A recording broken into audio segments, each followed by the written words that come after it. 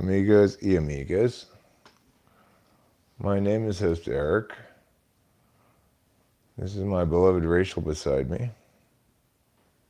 And I'd like to welcome you to an exciting program some people like to call Talking with Famous People. If you want to call it something else,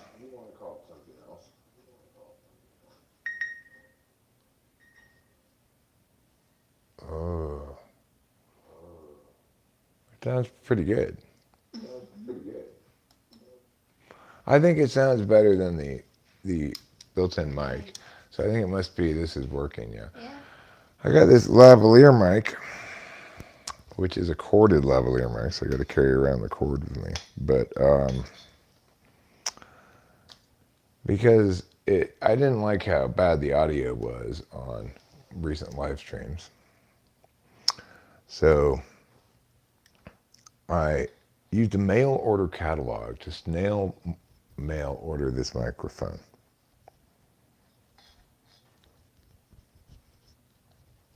No, I didn't. I just used Amazon like everybody else. I guess I'm not that different after all. I was hoping to be different, special. Something unique. But aren't you? Apparently not. Not anymore. Just because of Amazon? Yeah. But I think everyone uses Amazon. I know, therefore I'm non-unique. Just the same as everyone else. Well, in that way. Well, that's the only way that matters, Rachel. It's the only way that matters.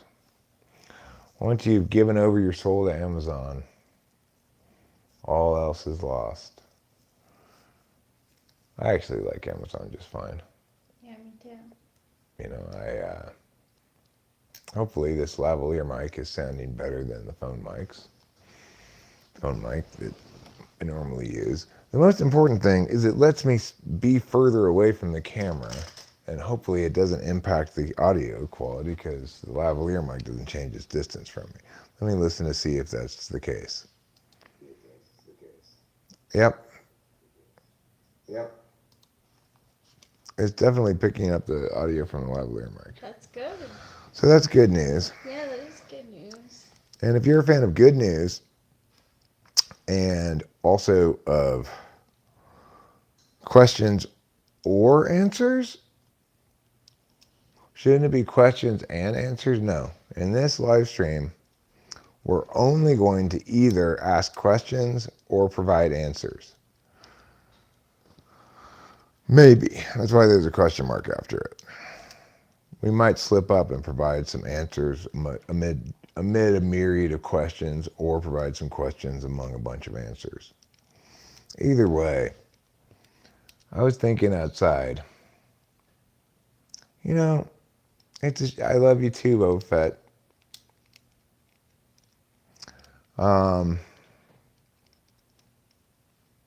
I would like to become a professional live streamer. That'd be fun, you know. But it doesn't seem as though there's any possibility of that happening. I've live streamed as much as anybody live streams, really, you know. And if, in fact, there were an audience for me out there, then I would assume that it would have already been attained. It was about as many people. Oh, I got a point. And that was 8.16. It went up by one number. Did you see that? No. 8.16 now. What does that mean? We were at 8.15. 8,160. Congratulations. Congratulations to you too. Thanks. But yeah, our subs go up so slowly. That's exciting. But you know, Boba Fett likes us a lot. Thanks, Boba Fett. I'm going to get myself a non-alcoholic. Good idea. You want one? No, I got plenty of drink left here. I've got plenty of drink in my left hand and not enough drink in my right. Plenty of drink in my left hand and not enough drink in my right. What am I do? I'm gonna have to get more drinks. What am I gonna do? Put a drink in each hand, then it's true. That's a song about drinking things. In this case, half lemonade, half iced tea. Sometimes known by the difficult to say name Arnold Palmer. It's got a lot of R's, a lot of L's. Naturally, it's not going to be the easiest word to say. All right. Let's go out back for a cigarette. You want to? Sure you do. Of course you do. Everybody wants to go out back for a cigarette. Ooh, I'll be watching from inside. Yeah. And I'm going to go out back instead of out front. Do you have anything uploading? No, why do we have a problem? It's fuzzy. Well, hopefully it'll clear up. No, I don't think, there shouldn't be anything uploaded. I haven't recorded any videos or anything. I think I even have Google Photos on pause. Out you go, Kitty Pants McGee. Nope, staying inside, all right. Wow, it's looking stormy. It's looking gray, overcast, as though the winds of winter have once again returned. The wilding winds of winter.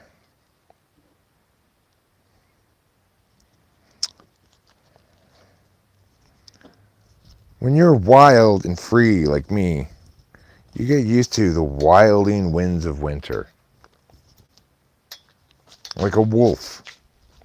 Like a wolf now, I move through the forest. I'm acclimated now. Effortlessly. And without sound, I make my way across the forest floor. Nowadays, I can surprise a bear by jumping on its back and rip its throat out with my teeth, my remaining few teeth.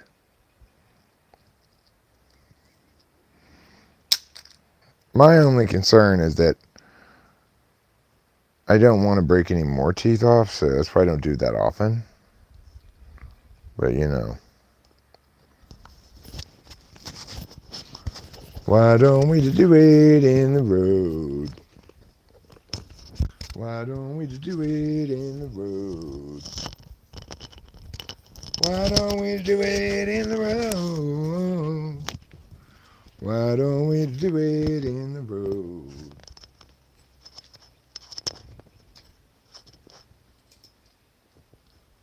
No one will be watching us. Why don't we do it in the road? Road.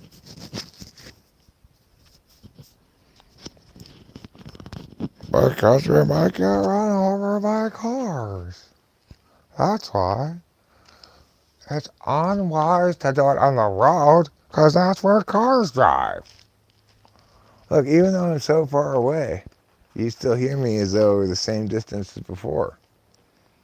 It's called the magic of a lavalier microphone.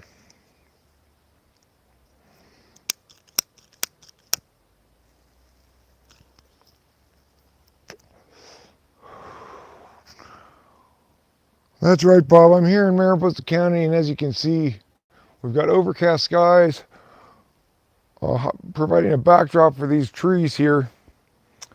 And with all the weather Mariposa County's received this winter, that's not necessarily good news for storm-battered residents. I'm here today with Eric, who lives in Mariposa Pines. Eric, can you tell us about your experience with the weather this winter? Yeah, there's been a lot of weather. There was a lot of snow. And there was some rain, some hail, some frozen rain. Varying kinds of snow. Sometimes little hard balls of snow would fall down. Sometimes big, slow floating flakes would drift gently to the ground. I see. Well, can you talk more about the damage you incurred here? Yeah, there were a lot of trees fall over. Like one of our trees broke in half, fell on the power lines across the road. But fortunately, it didn't land on anything that mattered to us particularly, you know. So I guess PG&E was like, "Dag, that sucked." I see. Can you tell us more about your experience? Well, you know, we were snowed in for quite a while. I hitchhiked to the Triangle Market. On an unrelated note, aren't you cold right now, Eric? Yeah, I'm pretty cold. What is it, like 50 degrees out here? Probably 54, I'd say. Well, Mr. Interviewer Guy, that's a bet. We'll find out when we go inside who's more correct, me or you. Is it 50 degrees or is it 54 degrees?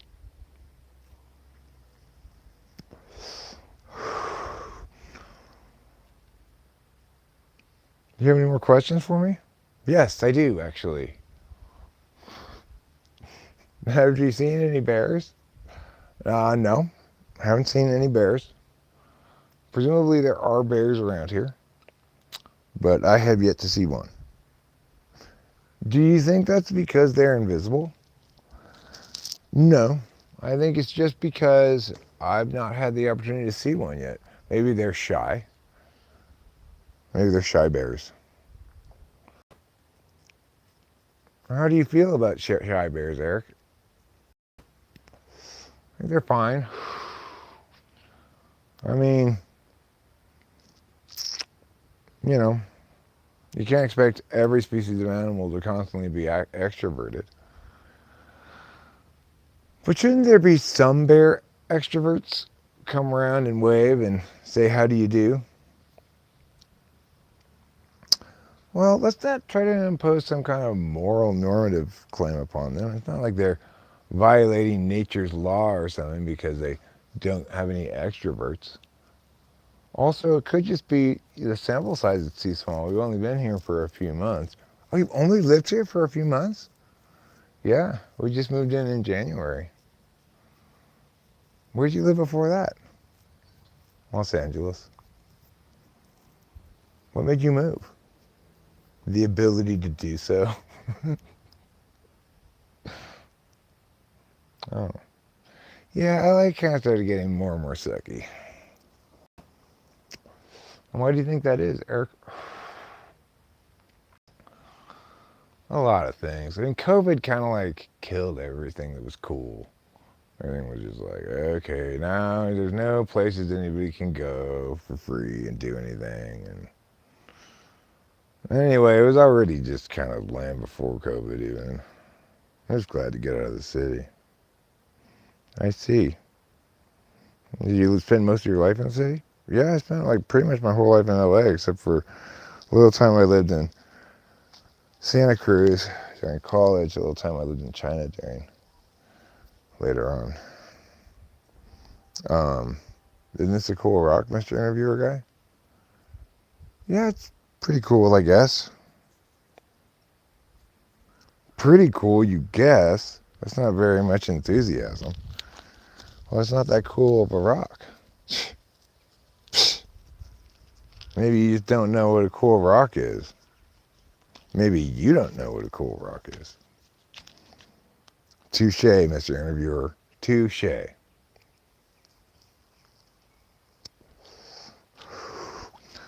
I'm too shay, hush hush, hey way. Too shay, hush hush.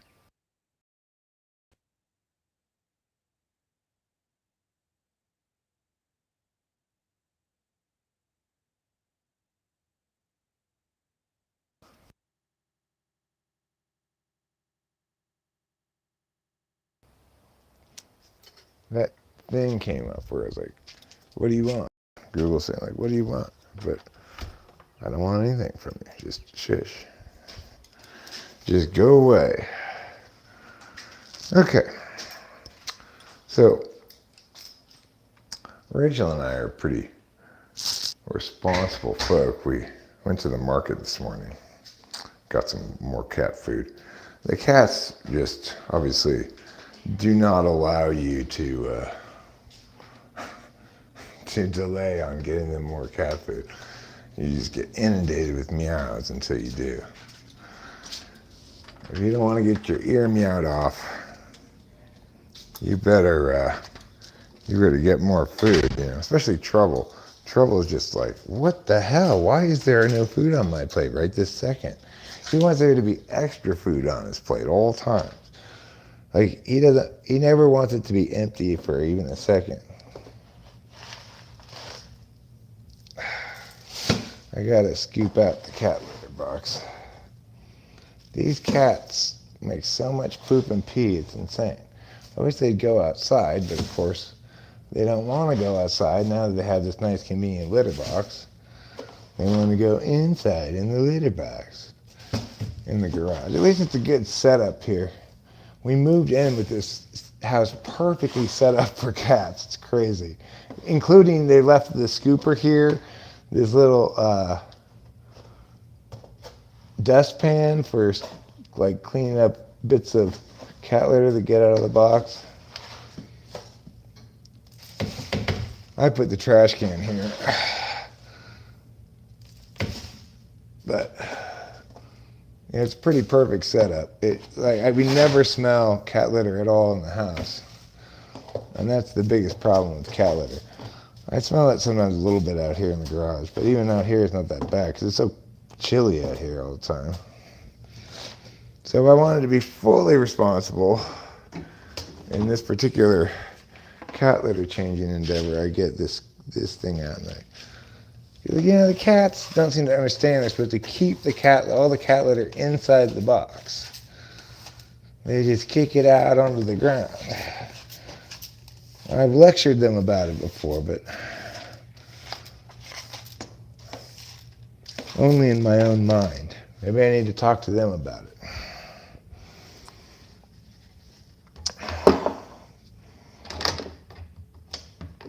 No, listen here, you cats.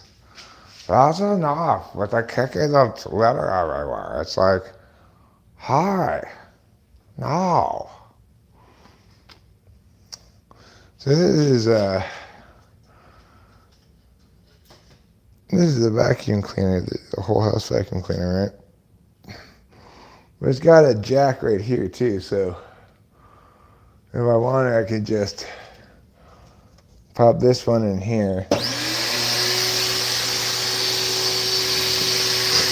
I call vacuum. Look at me go. I vacuum up all the dust.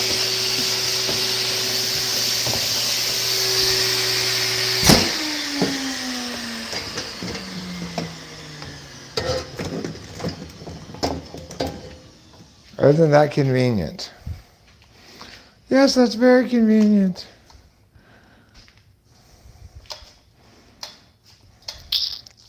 And who doesn't love convenience? Only communists. Only communists don't love convenience.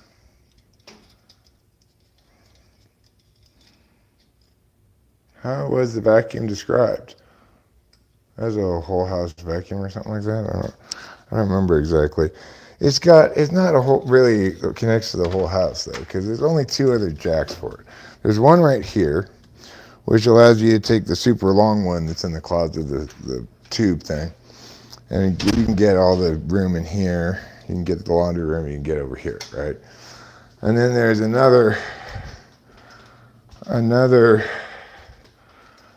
hole for it right here. And this lets you get the whole living room and the kitchen and stuff like that.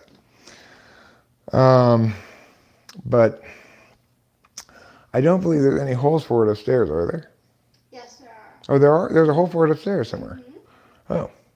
So there you go. There's a hole for it upstairs too. So that lets you, given the length of the tube, that lets you get everywhere then, which is pretty good. I like it a lot. I vacuum fairly often, and when you vacuum in here rather than in the garage like I was just doing, it's not very loud compared to a normal vacuum.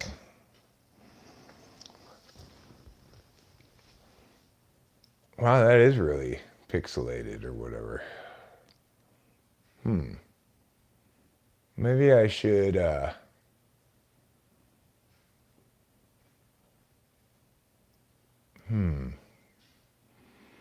what could be going on that would cause this lack of quality in the video?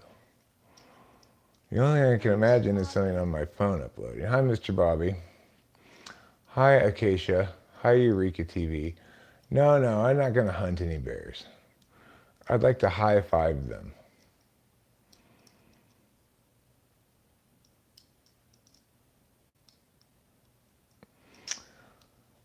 It might not be... Yeah, well, when they're digging to bury their poop or whatever, they scoop it and it comes out the box, Oh. I'm so sorry. Yeah. I've fought so many years successfully to avoid ever having a litter box. Yeah. But here we are. Here we are, and they use it all the time. Oh, guess what? Boba Fett once again recommends Starlink. Boba Fett? Starlink Schmarlink is what I have to say to that. And that's not a strong affirming position. Let me put it that way. That's a negationary approach to the question of Starlink. Oh my gosh, another joint. It's such a joy to have a joint. We'll smoke one right now. Each of us can use our smoking lungs to smoke this joint. I have so much advice for you. I have a lot of FI for you too, darling. It's just I look at you and I'm like, oh, what a handsome face. Thank you, darling. You're welcome. Okay, so this joint needs a little bit of a scoop right there. A little bit of a scoop right there. There, that'll be better.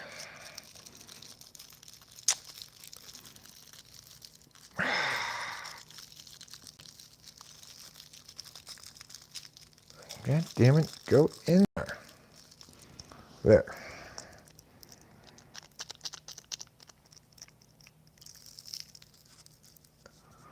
You scored earlier, too groggy to roll. You're too groggy to roll. Too groggy to roll.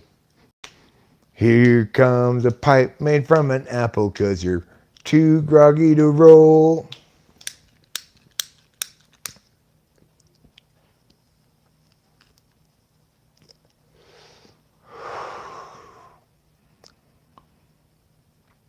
Joint rolling ASMR.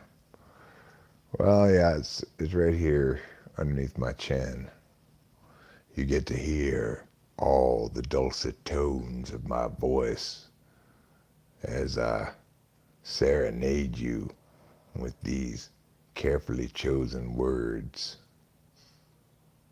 Should pre-sum. What does that mean? I should pre-sum. Pre-sum some rolls. The reason for the cam being like that is it went all over the place initially. Well, now it looks better. It's possible that my phone was uploading something. It's done doing so. Now it's bad again.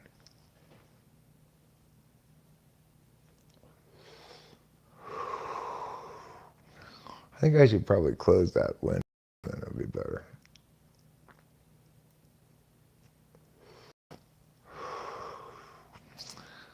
I mean, the only other choice to end this stream, make sure that Google Photos isn't uploading anything, and then start a new one. That's the only other possibility. I could reset the internet. I could end this one, reset the internet, start over. It's not the worst idea in the world. I can't do anything on my phone while I'm live streaming. I can't even get back to the main screen without ending the live stream. So, you like pixels? Okay, good. As long as you like pixels, then it's fine.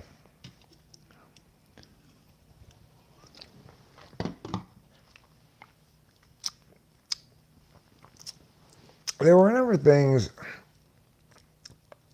that I wanted to talk about, actually, but I've kind of forgotten most of them, I guess.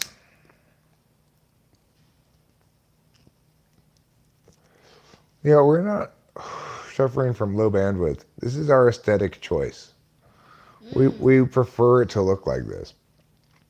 It puts people in a mindset of 10, 15 years ago, you know, back when people didn't have very good internet.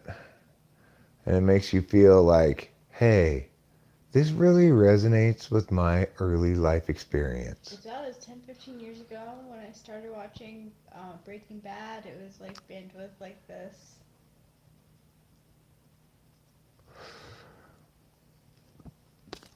Anyway, it's true we don't have a lot of bandwidth, but we have enough to stream better than this. Yeah.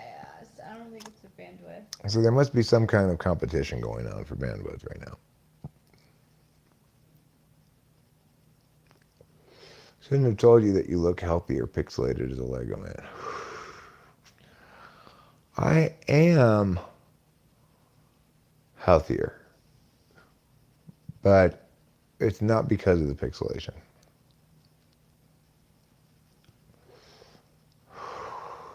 Maybe the bears are streaming too. You think they're stealing our internet? I wonder how they got our password. That's a possibility. How would they get our password? They'd have to torture me before I'd tell them. And even then, I'd just withstand all their torture and refuse to tell them the password. Until I realized, wouldn't it be smarter if I just told them the password and then changed it later? Are there grizzlies where we live? No.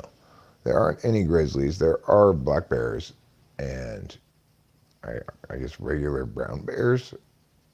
Are there bears called brown bears? I think so.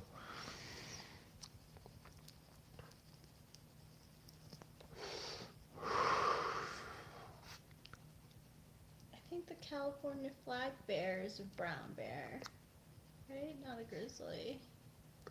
Right. It's a brown bear, but are the brown bears called brown bears? Like the black bears are called black bears. I think they're called brown bears. Black bears run away from you, brown bears run at you. Huh.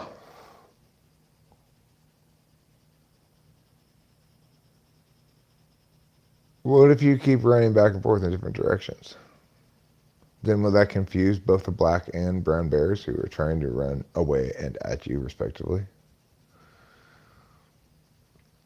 Polar bears just eat you. Same with grizzlies. They're kind of dangerous. We don't have any polar bears here, as far as I know.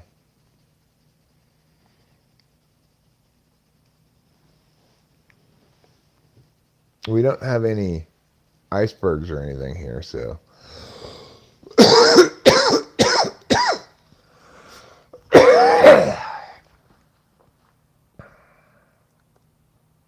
I'm sorry if that was a little bit loud for you. It's because I have this lavalier mic on. If it's brown, lie down. If it's black, fight back. If it's white, good night. That's the rule on bears, huh?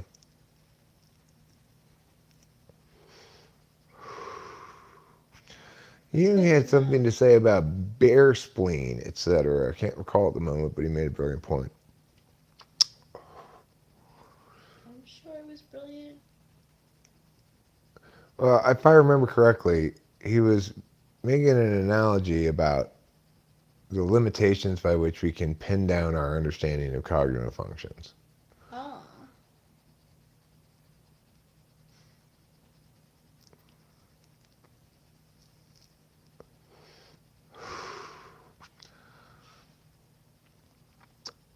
Jung insisted on calling each of his loads of cum one of his seminal works. Do animals have cognitive functions? Yeah, I think they do. I think all sentient, all intelligence of any kind, all agency, all life, basically.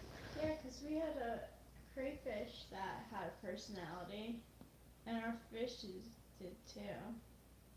Yeah, I mean, the lower the animal, the less it's able to make meaningful commentary about that. It's easy to distinguish between our two cats and the ways that they deal with each other. Yeah. Bears beats Battlestar Galactica. Oh yeah, that's from something. Bears beats Battlestar Galactica. I've never heard it before. But it sounds like an interesting story. All life is so intelligent, like doggy will lick peanut butter off anything, and I mean anything. Well, I'm not sure if that's a sign of intelligence, but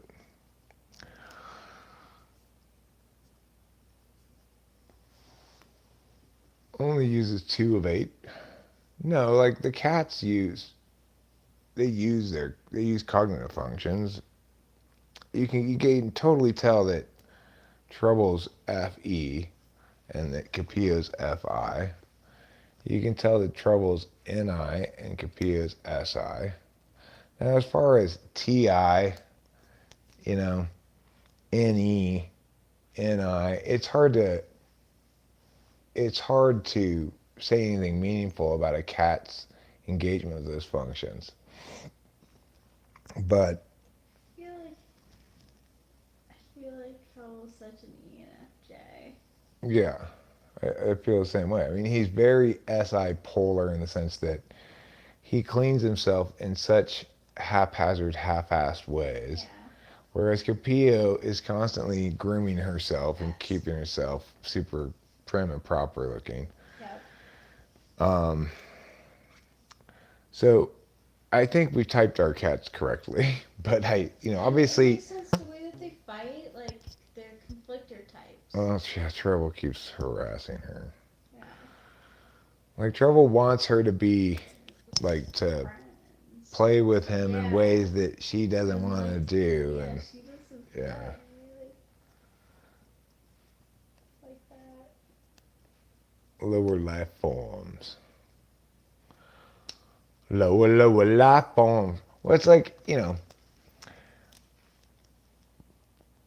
you can, when you have two cats that you can compare and contrast against each other, you can make some definitive claims about how different they are from each other in terms of their approach towards life, and link that to cognitive functions because it's the most meaningful way to link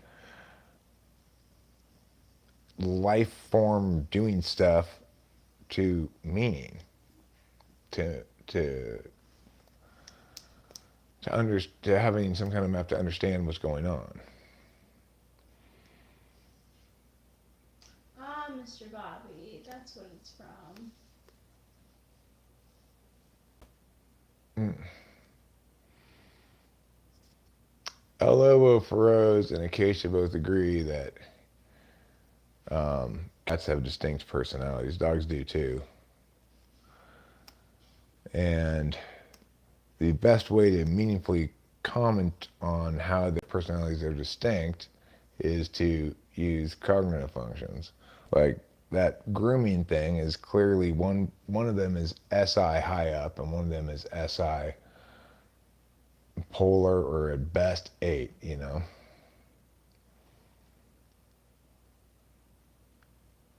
I feel like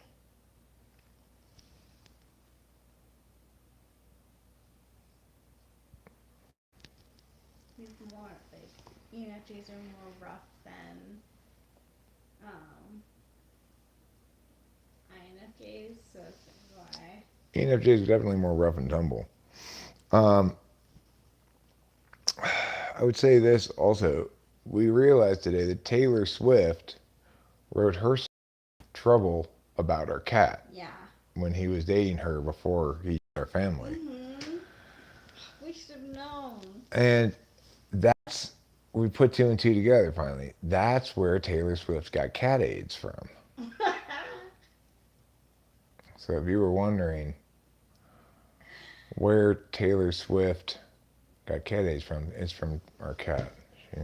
She, I knew you were trouble when you walked in. You gave me cat AIDS, yeah. That is so well. Nice job. Yeah. A lot of people don't even notice that line where she says, "You gave me cat AIDS."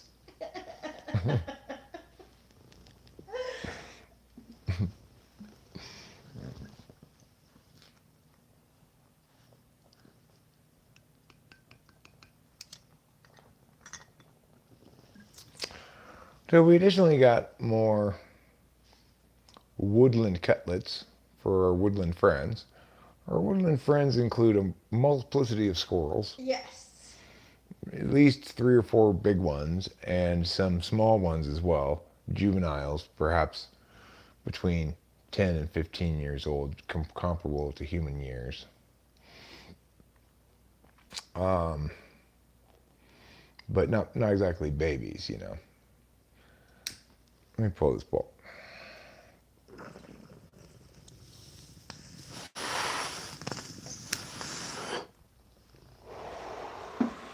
Yesterday, Rachel and I had one of the laziest days in history. We just got up, we watched a little bit of, I watched some cartoons. Rachel eventually got up, we watched a little bit of basketball, and we just went right back to bed. And then we got up later and we ate some dinner and we watched a little bit of basketball and went right back to bed. But that's just the nature of the Adderall cycle. I was on more or less day 2 of taking a day off.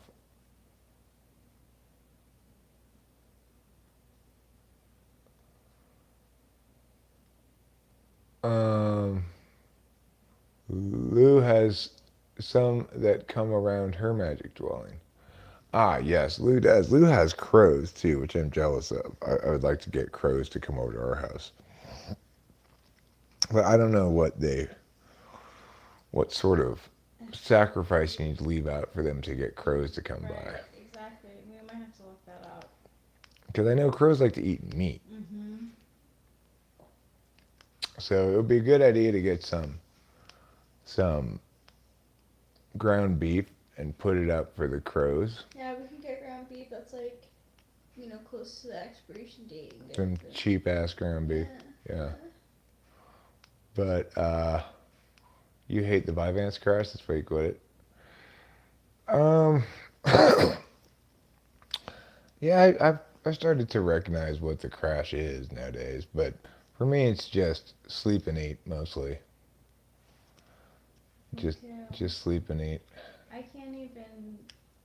I try to do other stuff after an Adderall cycle, but it's just like my body's just like, you are exhausted. You need sleep. Yeah. The thing is, I really like to feel happy and excited and stuff. And Eureka TV, I kind of feel you on that. It's kind of like a mini depressive episode, right? You know, it's like I start feeling just like, ugh, things are shitty. I don't know. I feel shitty or whatever. But I try to remind myself this is just. Thanks, Mr. Bowie, for keeping us abreast of all the dark conspiracies. You should keep track of all your dark conspiracies and see how much of them are borne out over time.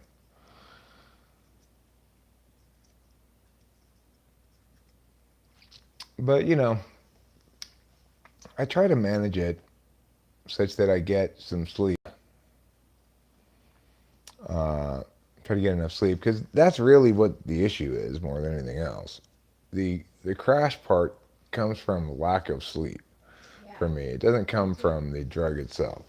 As long as I get enough sleep, it's fine.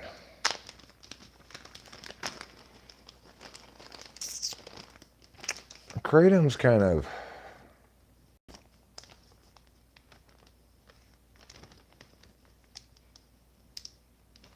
a weird drug. I don't know. I haven't found it to be especially. It hasn't grabbed onto my gonads and said, "You love me." Yeah. I feel you. I like drugs that I like a lot. I like drugs that make me feel good. Me too. I'm not sure what kratom makes me feel like. One time I did a fair amount of it, too much probably, and I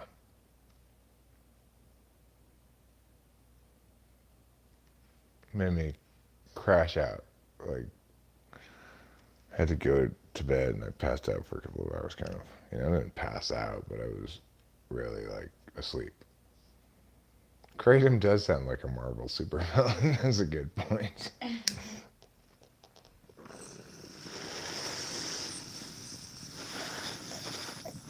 Other times I've done it, it doesn't really seem like it did anything. Supposedly, if you do a smallish amount, it gives you energy. If you do a larger amount, it makes you tired. Oh. It's from the coffee family of plants. It's in the same category of plants as coffee and nutmeg.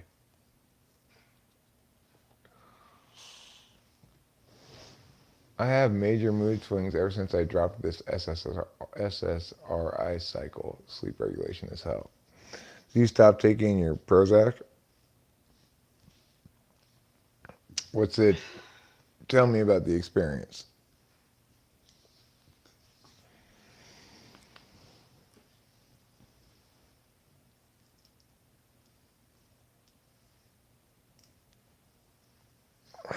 Well, I mean, if all you want to do is get something that gives you renewed energy, then you could just get meth. That'll give you lots of renewed energy.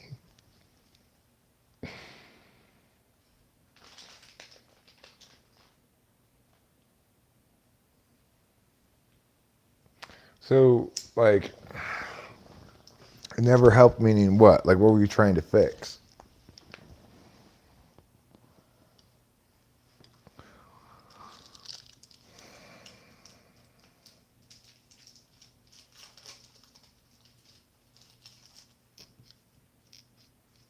Insomnia and depressed mood? Hmm. Have you considered getting more physical exercise?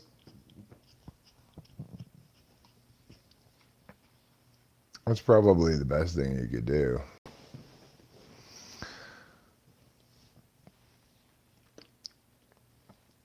But, nobody wants to do that. I feel you. Who's into going and getting exercise? Note the lack of hands. You started running but got injured. Hmm. Well, guess it's time to do a bunch of pull-ups until you injure your arms. Maybe you should cycle. Or maybe you should just I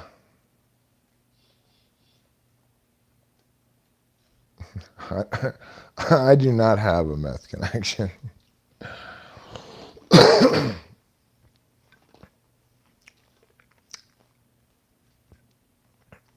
Maybe you should jazzercise a Lobo Feroz. Have you considered getting some jazzercise videos and jazzercising? If you want to know how to love the feelings of exercise and jazz together, then you should jazzercise. That's a really good suggestion. It's a throwback too. Mm-hmm. Turns out they already figured out the exercise regimen. It was jazzercise. Everything since then has just been decay, devolution, and shenanigans. Wow. Mm-hmm. Pilates are proved by science to be 75% less effective than jazzercise.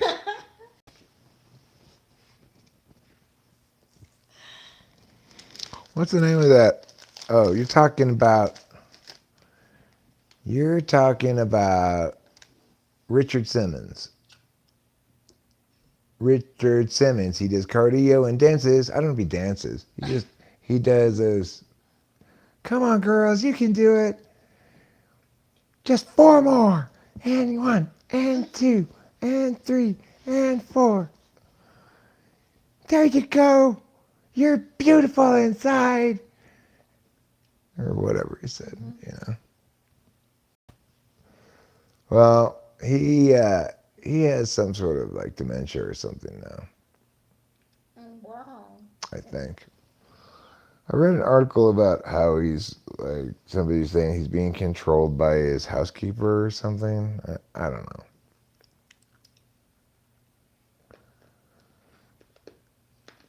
You can spot a jazzerciser, a jizzerciser. My observation of how one of their arms is bigger than the other.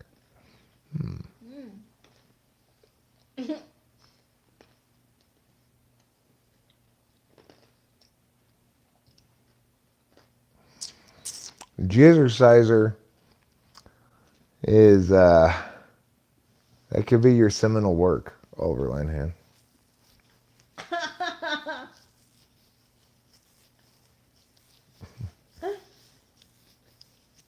What is seminal work? It means like the triumph of their careers. No. I think Oliver Linehan should write a book called Jizzerciser.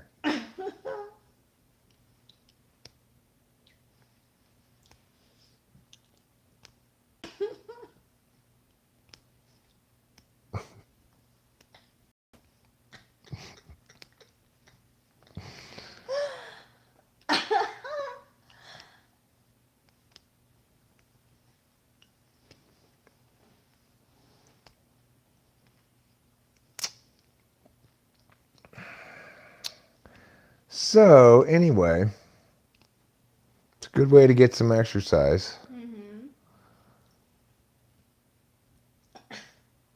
What is? Constantly jizz all over everything. I'm envisioning this guy like running around town in jogging sweats, but he's got one hand down the whole way.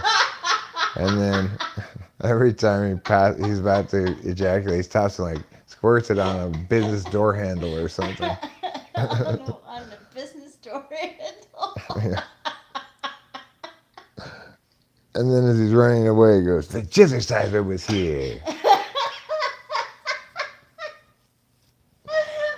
my god. They keep catching him on security footage, but his face is always blurry. Wow, really? Yeah. How's that happen? Because there's so much jizz on the camera lens. Wow. He's just like sprays it all around. Like he's flocking a Christmas tree. Wow, he actually probably does that. And he also does that. It's seasonal work, and around Christmas time he flocks Christmas trees.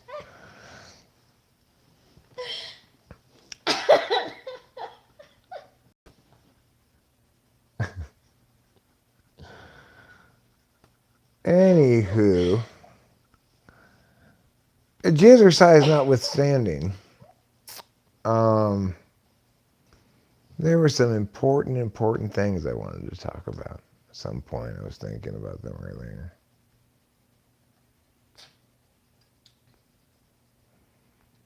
Things like Well, I wanted to talk about a little bit about that best 50 Netflix shows list that we looked at. I looked at a uh,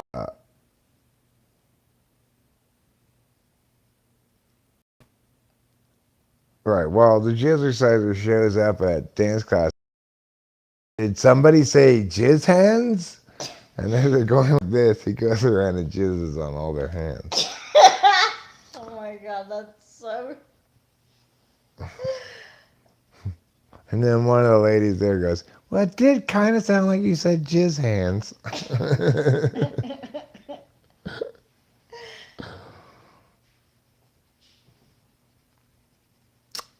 Anyhow,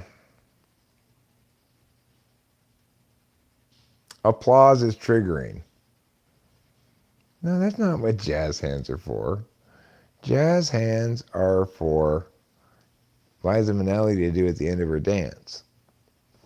And ja. One has a hat. One hand has one of those hats in it, and the other one goes, yeah, like that. Wow, how fancy. That's choreography 101. If you don't know that, you don't know shat about choreographat. Let me tell you. It begins with jazz hands. Well, and the use of a hat to go like this. Okay. That's pretty important in any dance number. Alright. What other things? There should be some kicking, some lines of kicking.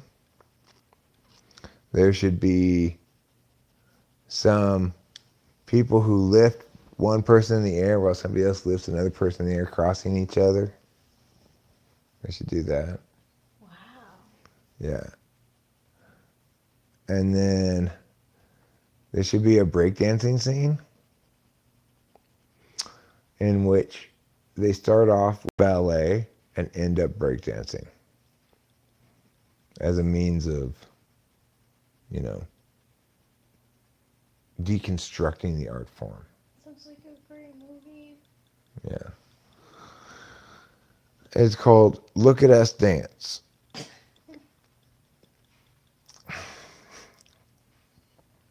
Or possibly Look at Us Go. We're really dancing now. Look at us go. We're really dancing now. It's kind of a long title, but I like it. I like it too. Look at us go. We're really dancing now.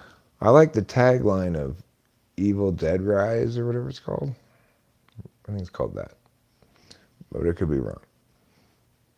Which is, Mommy loves you to death. Wow. That's a serious. pretty scary movie. Yeah. Mommy loves you to death. Mm-hmm. So scary. Yeah.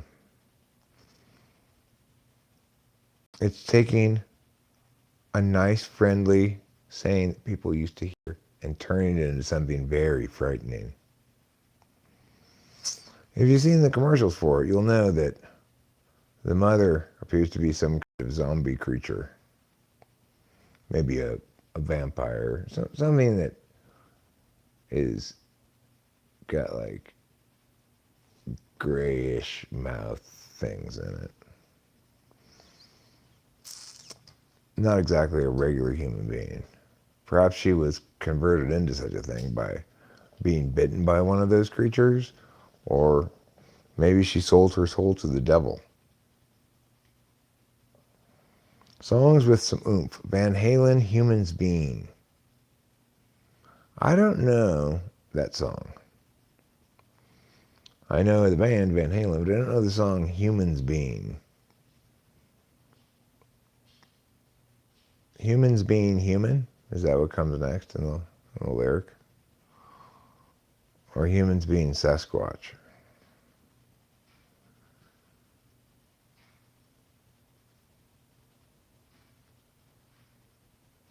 Jesus Christ, what happened here?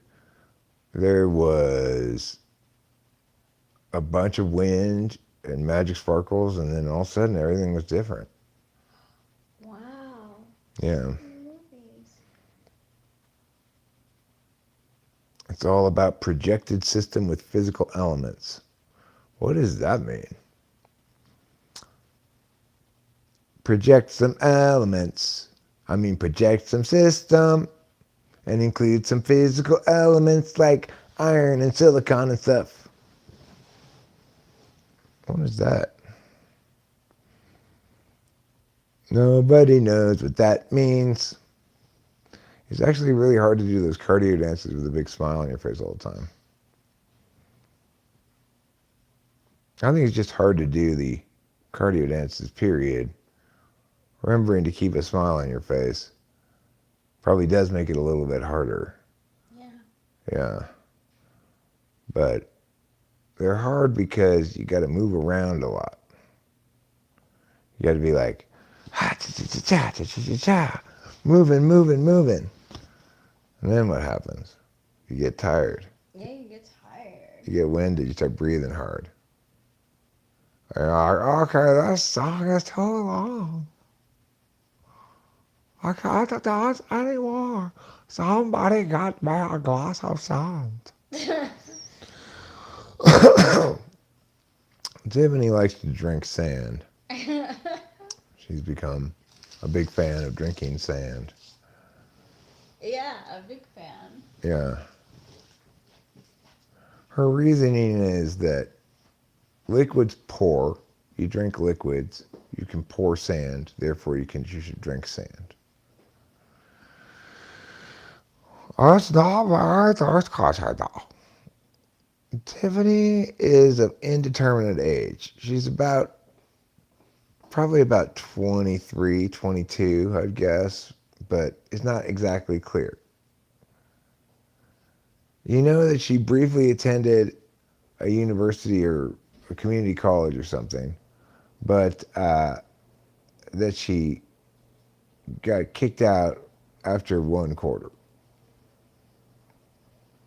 But she doesn't know that she got kicked out from there. She believes she's still a student there.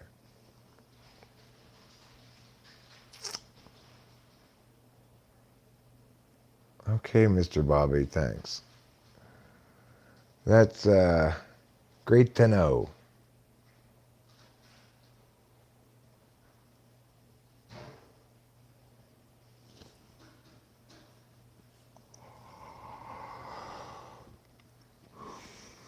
I'm watching all the new Crunchyroll series this spring. One of the best of them, but also one of the most intense. No, Tiffany's actually not really like that. She's very domineering.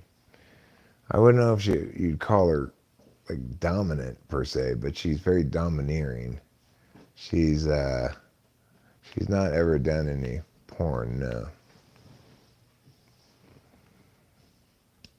When people would try to get her to do porn, they'd end up like having to clean her bathroom or something.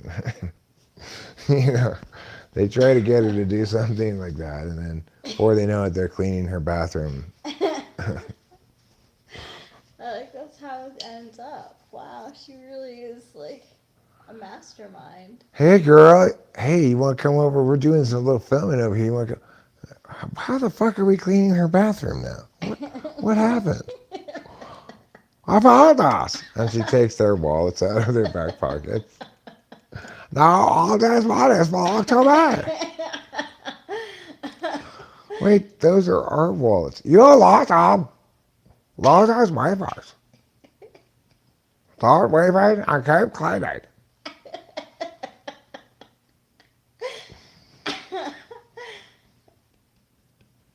Yes, 16 years old to drive a car. Yes, that's the correct answer to the question. How old do you have to be to drive a car in the U.S.? 1, 6, 16. Seems a little young to me, frankly. I know I was ill-equipped to drive a car at 16, but lots of other people did fine, so, you know. It is pretty young. Yeah.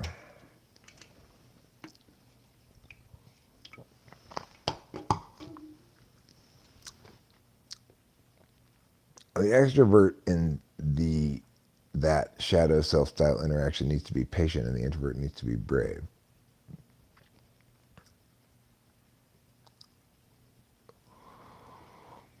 Extrovert needs to be patient, and the introvert needs to be brave.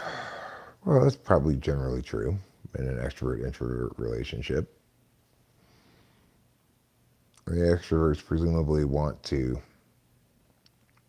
engage the world externally more than the introverts do. So the extroverts might have to be more patient. The introvert may need to be more willing to take opportunity, take chances to go do stuff. Tiffany's anywhere between 25 and 97. Yeah, well, she's not 97. No, she's not. She's definitely younger than that. She considers me a very old man. Yeah, so I think she's like 22, 23, like you were Yeah. saying.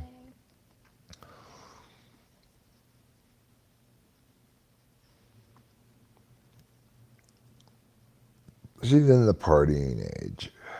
Mm-hmm. She likes to drink a lot of almond milk. What happens when the extrovert doesn't engage the world? Does it lead to depression? Yes, I would say, yeah, if the extrovert doesn't have enough engagement with the external world, or then I don't know if it leads to depression, but it links with depressive times. Like for me, it's easy to engage with the world. I just have to start a live stream. And then I get good community engagement. I get the satisfaction of talking about things and answering questions and addressing, yeah. And just putting any out into the world. But for other extroverts, it's a lot more difficult engaging the world, or they may choose to engage the world in different ways. Like a TE Dom isn't going to engage the world in the same way that I do. This is the, you'll notice in this live stream, one of the predominant qualities of what I'm doing here is I'm doing something that has no TE to it at all. As far as I can tell, there's no goal to be accomplished here except for us just to be live streaming is the end in itself. And to the extent that I've in the past attempted to make my YouTube channel somehow link better to monetization, I found it impossible to sustain those efforts, and I found it difficult to determine exactly how to go about doing so to maximize revenue in ways that yeah. What if the engagement type is negative, like negative reinforcement? Well, I mean, the thing is, what you're saying is, what if the person, the extrovert engaging with the world, is not meeting with a positive response and instead is getting continually shut down? Well, then there's some toxic relationships in that person's life that needs to be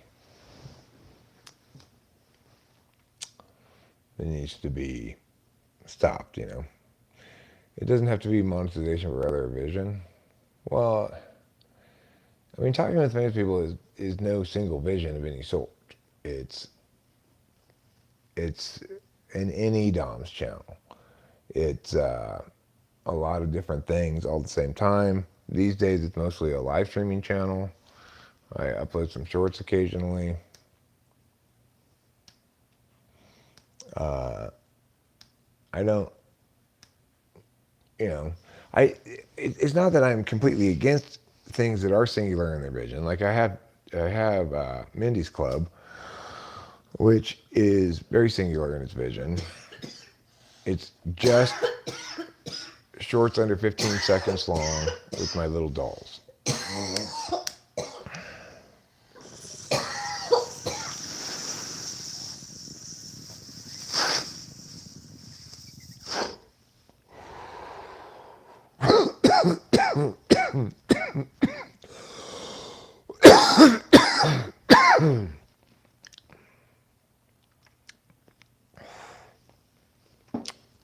Well, it's a little something I call weed smoking 101. First you smoke the weed, then you cough a little bit, you feel a little bit better. Okay, I agree with that. let's go outside for a cigarette.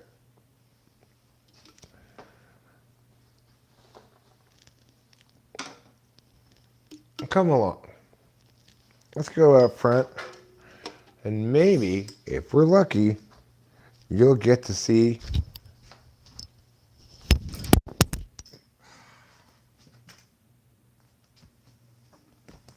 Come on, Velcro.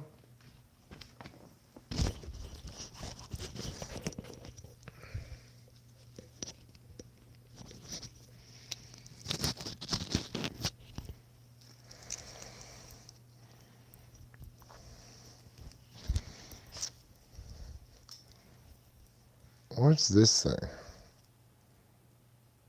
Baby, come back. You could, yeah, yeah, yeah.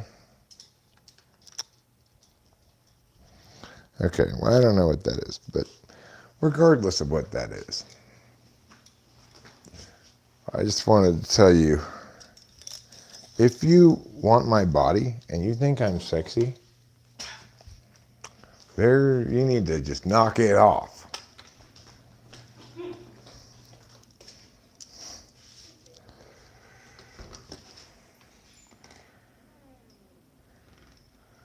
Is it common feeling that when one uses their second function, they feel vulnerable to critique?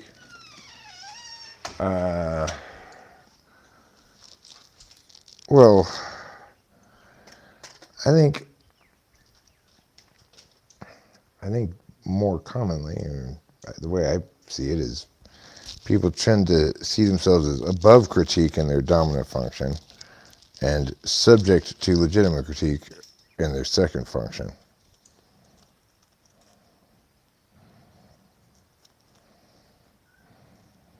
Like, I feel invulnerable to critique about in my dominant function, in the sense that there may be an occasional thing that I come up with that's not very original.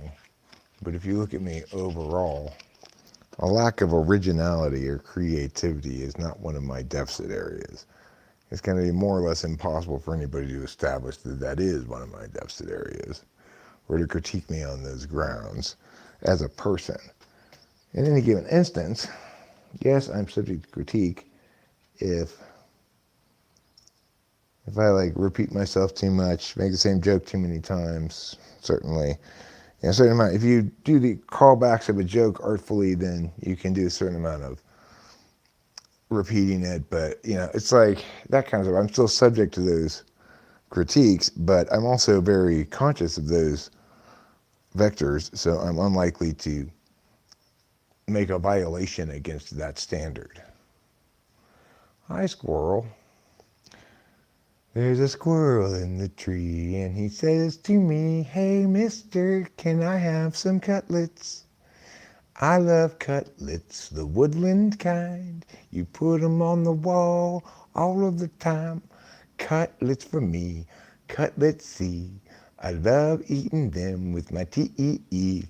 I chew them up, then I put 'em away, 'cause I'm a squirrel every day." That's the song of the squirrel and his cutlets.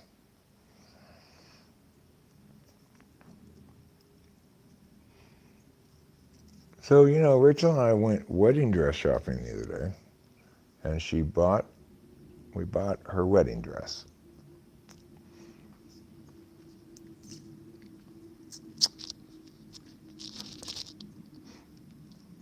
It's a two-piece bikini, all white,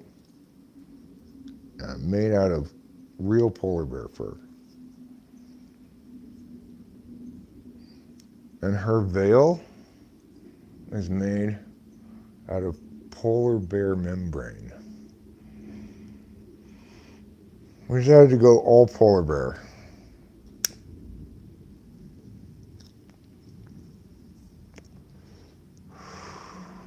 Look, global warming is not friendly to you guys. You might as well just make a good wedding dress.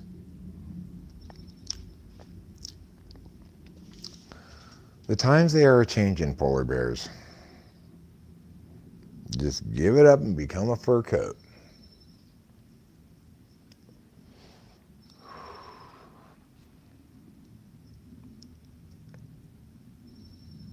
How many polar bears does it take to change a light bulb? 2.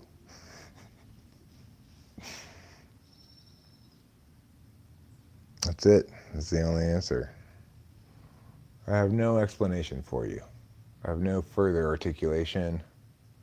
Not one to do meow, one to do meow. I guess it would be one to dig a hole in the ice and the other one to kill a seal. Where the light bulb comes in, we leave that up to your imagination. It's like that story, The Princess and the Tiger. There's all this buildup about what's the princess gonna do? Is she gonna direct the boy to the route that lets him get her?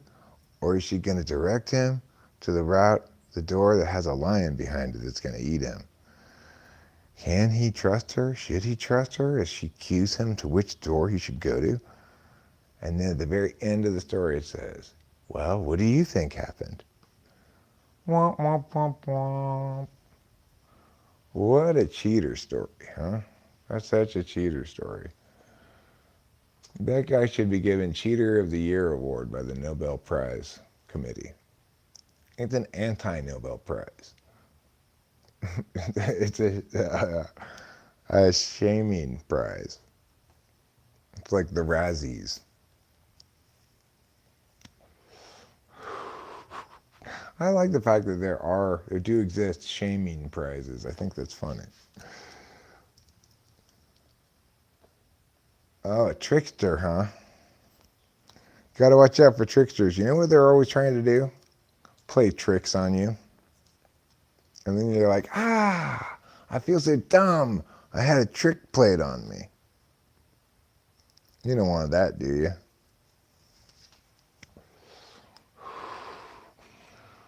That's why you should stop trying to make tricksters into your foster children.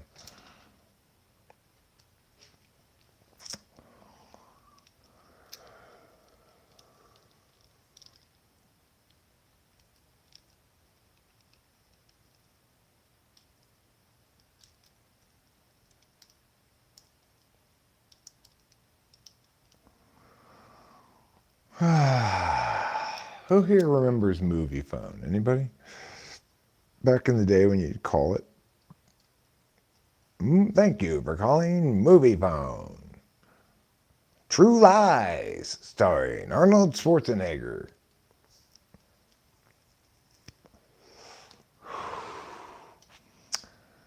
Yes, that was back in the day when you'd call Movie Phone to find out what time the movie was on. It was the most convenient way to find out the movie time. More convenient than looking in the paper. What if you didn't have the paper, you know? That was the other way you'd find out what time the movie was on. You look in the paper. Nowadays, we use a little something called the internet. We've used it several times to look up movie times here. We've only gone to see one movie, but we've toyed with the notion of seeing John Wick 4 in the theater. It's at the Oakhurst movie theater called Yosemite Cinema.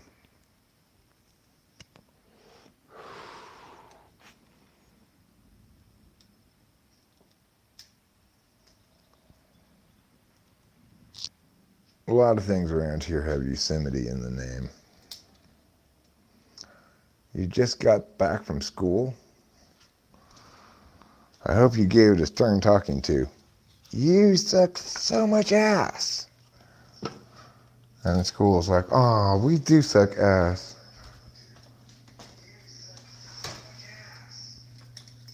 Who's that guy on TV? Oh, it's me. What a little cutie. Little cutie? That's me. I'm a little cutie on TV.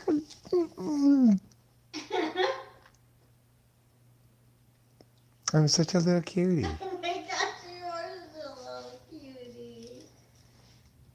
As a metaphor, the Hayuka is the gentle breeze that teases the tightly clenched scrotum of our preconceptions, encouraging us to let go and embrace the paradox of existence. Let go and embrace the paradox? You mean don't try to figure things out? Seems like a risky proposition. You gotta figure things out. Explain them with explanations. Explanations. How many people here love explanations?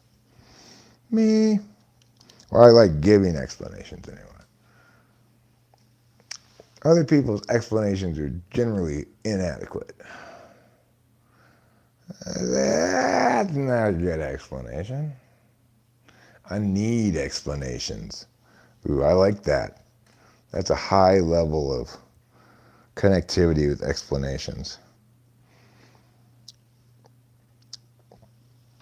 And if you want to live in a future that's more utopia and less hellscape, then you should embrace the importance of explanations.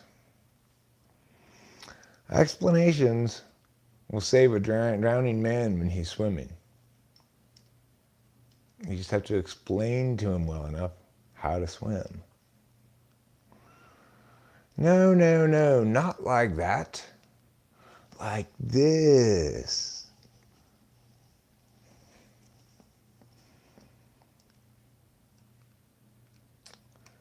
Explanations will soothe your stomach when you're starving. Listen, the only reason you're starving is because we don't have any food. Oh, well, I feel a lot better now. Yeah, me too. I feel a whole lot better. Explanations will really help you a lot if you're in the process of being eaten by a large African crocodile. I can shout from the shore, "You shouldn't have gone over there." That's why you're being eaten by the crocodile. And then at least as he dies in the crocodile's stomach, he can go, at least I know why. Do TI users value explanations more than TE users? Yes. In general, yes. Obviously, TI higher up is going to be more scrutinistic about language than TI, say 3 or 4. But like Rachel's very good about understanding explanations and asking questions if they don't make sense. Thank you. I try to. Because I don't like to be wrong either. And, like, sometimes I do need a follow-up to what was just said. Thanks, Mr. Bobby. That's because while I was outside, I asked Rachel to polish the pixels with our pixel polish and a soft cloth. And now they look great. You did a great job, honey. Thanks. Hi, what's your innie and instinctual stack? My tri-type is 784, and I'm sexual. I'm a sexual variant. Oh, yeah. I'm 7. No. I'm 9, 4, 7, right? Probably. And I'm sexual variant too. Yeah. Well, I don't think that tri-type means all that much. I just think that it's a classification of your behavioral habits regarding like FI negatives that universalize because they're basic negative human emotions. shame, anger, and fear. So the thing is, people tend to attribute a lot more of personality stuff to Enneagram than they should. Much of what is attributed to Enneagram, or in your, say, descriptions of a type 7, is actually not linked to Enneagram type at all. So, is it possible for a 9/8 to be a 9/8 for a TE Dom? I guess. I don't know. I don't really, I'm not a big believer in wings. So, I do think that everybody has a habitual strategy towards those three negative emotions. And that's what your Enneagram tri-type represents. For me, fear is the emotion, the negative emotion that most defines my emotional landscape. So it comes first. 7 is my approach to it, which is bury my head in the sand, fiddle while Rome burns, etc. My basic approach to anger comes second in my emotional priority list. And my response to anger is anger. So I'm an 8. And let me finish this real quick. And then third, shame is my third priority as an emotional, in the emotional prioritization of negative things. And my response to that is I'm a rebel. I don't need your rules. I don't need to conform to them. Go ahead, sorry. That was very good. I didn't mean to interrupt you. That's okay. Um, so that means that I go to anger first. The anger is the biggest concern on your triad of emotional concerns. So interesting. Like to you, anger is the scariest of the three Yeah. negative emotions, Yeah. and you're very avoidant of it. For me, anger is of secondary priority, and I'm confrontational about it. The new mic makes it hard to hear, Rachel. Okay, well, I was concerned about that a bit. I got one that was purposely omnidirectional, but I guess it doesn't pick her up very well. I'll just have to repeat what she says. If we switch over, if she does like tarot cards for a bit or something, I'll put the mic on her. What about you? I'm a tri-type 874, so I don't know much about anything that isn't MBTI. Well, Jeff Davis, that would just mean that of the three core negative emotions, the ones that's of most concern to you is anger, and that you respond to it with anger. And that the one that's of secondary concern to you is fear, and you respond to that with avoidance, burying your head in the sand, pretending like, dark playground stuff. And then a third tertiary concern to you is shame, and your response to that is I'm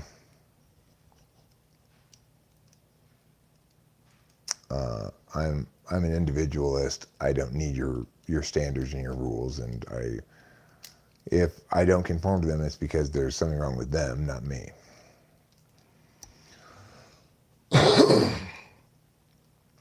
So, as long as we limit the scope of our analysis with Enneagram to that kind of analysis right there, it's fine. The problem is when people start doing personality type descriptions based on an Enneagram type, it may be the case that like extroverted action types, ENTP, ESTP, ESFP, ENFP, maybe those types are more likely to be 7s, but that's not a good reason to think that you can describe an Enneagram 7 and include a bunch of qualities of all 4 of those types and think you're doing some kind of meaningful work explaining it with Enneagram. You're not explaining anything. You're explaining the wrong things with Enneagram. You're doing the wrong kind of information. Thank you for the INFP videos you made some years ago. You're welcome, Antonio Augusto. I don't remember what they were. Maybe one of them is INFP Nurtures Fragile Ward. You might have enjoyed that one. I don't know. That seemed to get a lot of traction, that video.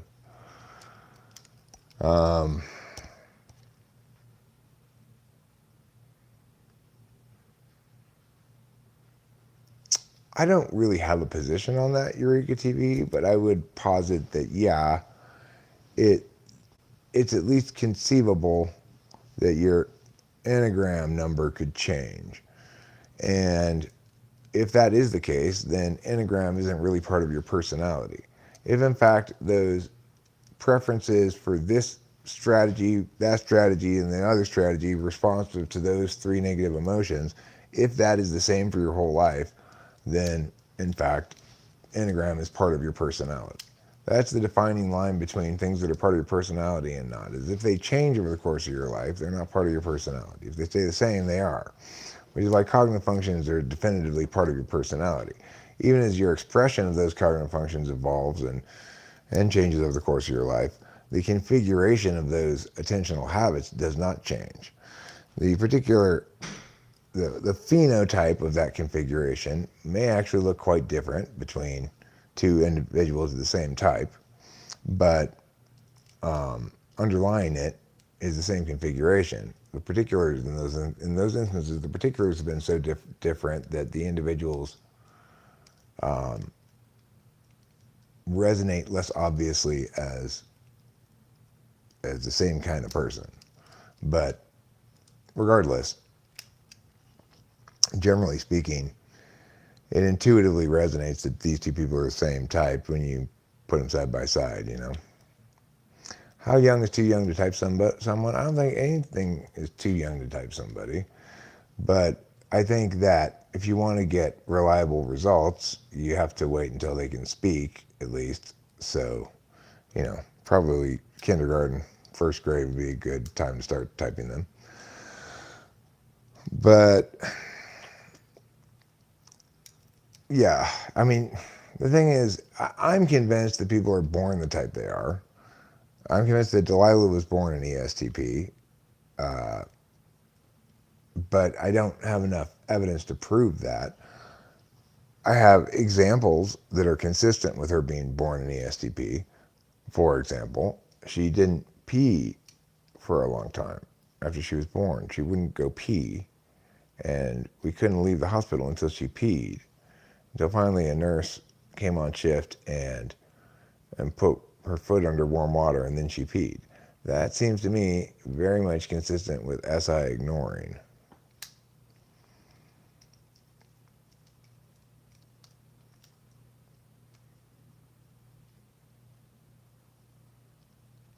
I don't know if it's genetic or not. I mean, I don't know. I have no way of knowing. It'd just be pure speculation as to when prior to birth personality type is determined and by what.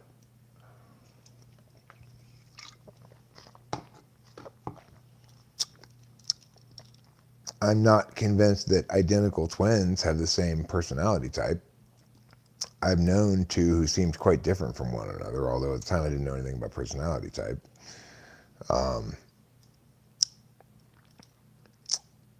So if identical twins don't always have the same personality type, we can rule out that it's purely genetic. In the hero slot, how could one tell the difference between NI and FI? I mean, in the first slot, the dominant position? I'm assuming that's what that refers to. I'm not entirely sure, but well, NI is a knowledge function, FI is a deliberation function. NI occurs instantaneously.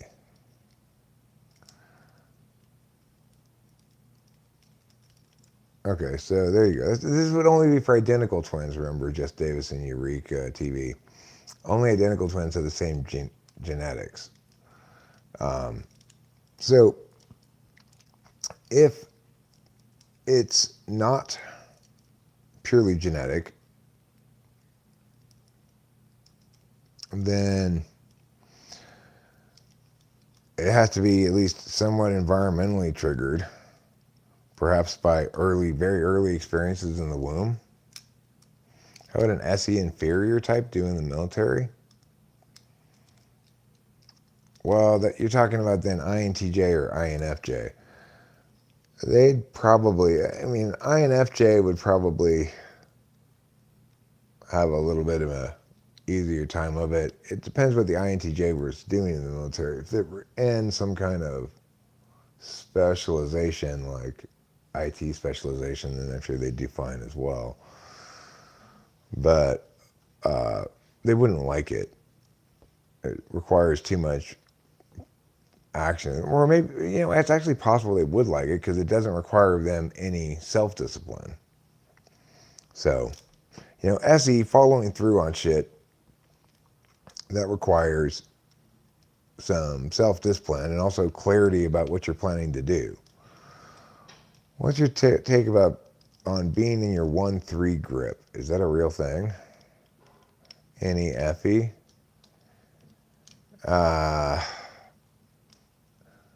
Well,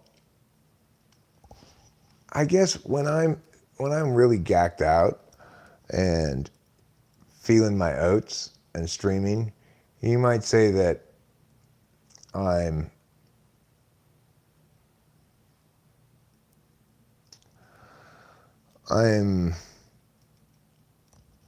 very locked into my first and third absolute values, especially if I'm making a lot of jokes.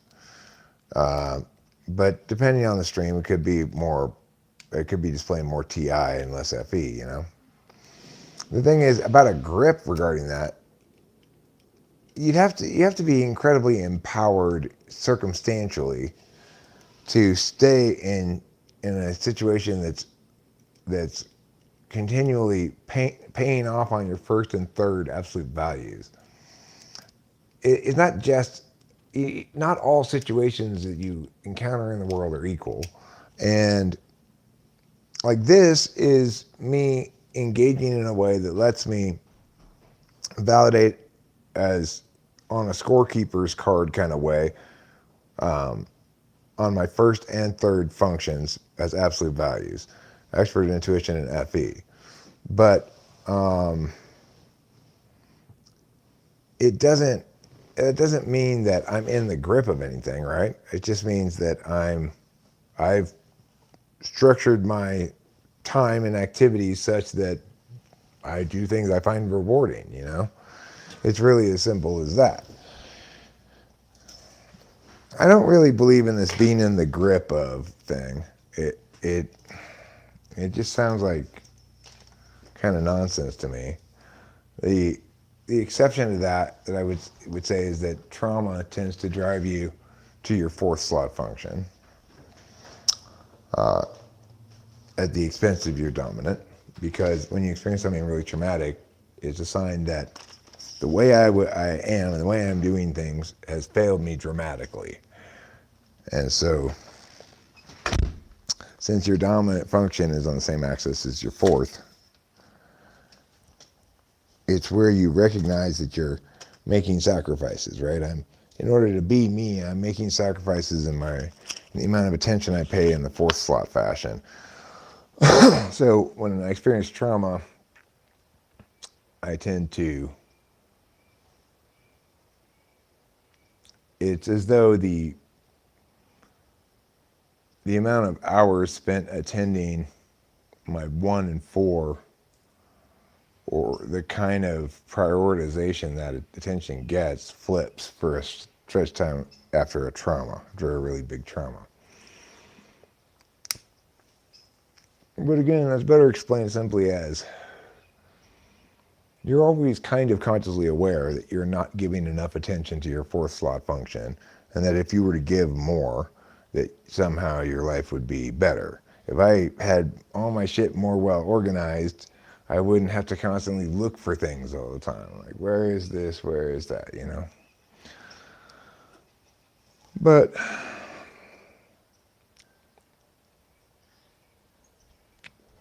that's really, I guess, in some sense where free will comes into the mix. You can make some conscious decisions to try to take better care of yourself, in my instance, or try to be more reliable about eating things and humanity. And it can have some substantial impacts on you, even if it's just a little bit of additional attention you pay. Like, even talking about that right now makes me think, oh shit, I forgot to eat something when I got home. I forgot to eat like a sandwich or something. I haven't eaten anything all day. after a couple of days of hard sleep, I hit the Adderall this morning, and so I'm not feeling hungry, but I need to eat something. That kind of basic learning is something that anybody can do, you know.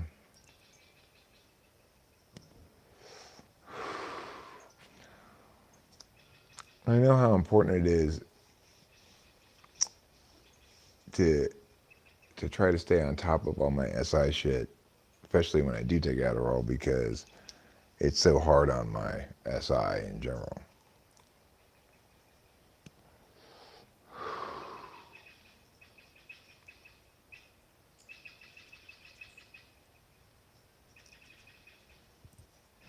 I like to laugh, and when the sun is out, I've got something I can laugh about. I feel good in a special way. I'm in love and it's a sunny day.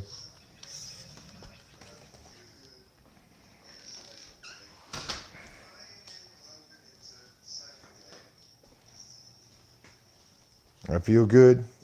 The sun is shining out. I'm in love and laugh about. Good day, sunshine. Binka dinka. You think the superego is a thing? Well, I think it's a way of taxonomying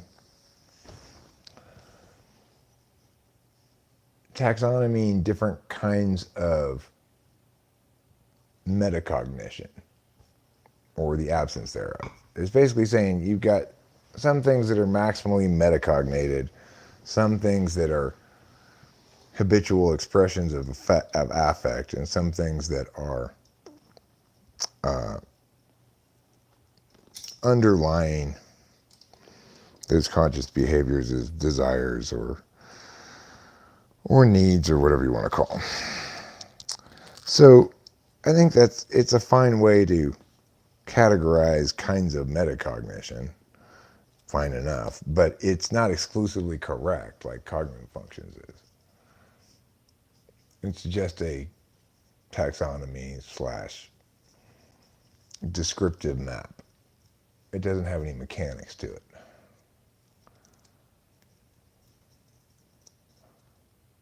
Mario Brothers was pretty good. Jack Black's performance was good. Oh, well, Wow. good for Mario Brothers. Yeah, good for Mario Brothers. Does it make you want to play Mario Kart? I've played some Mario Kart in my day.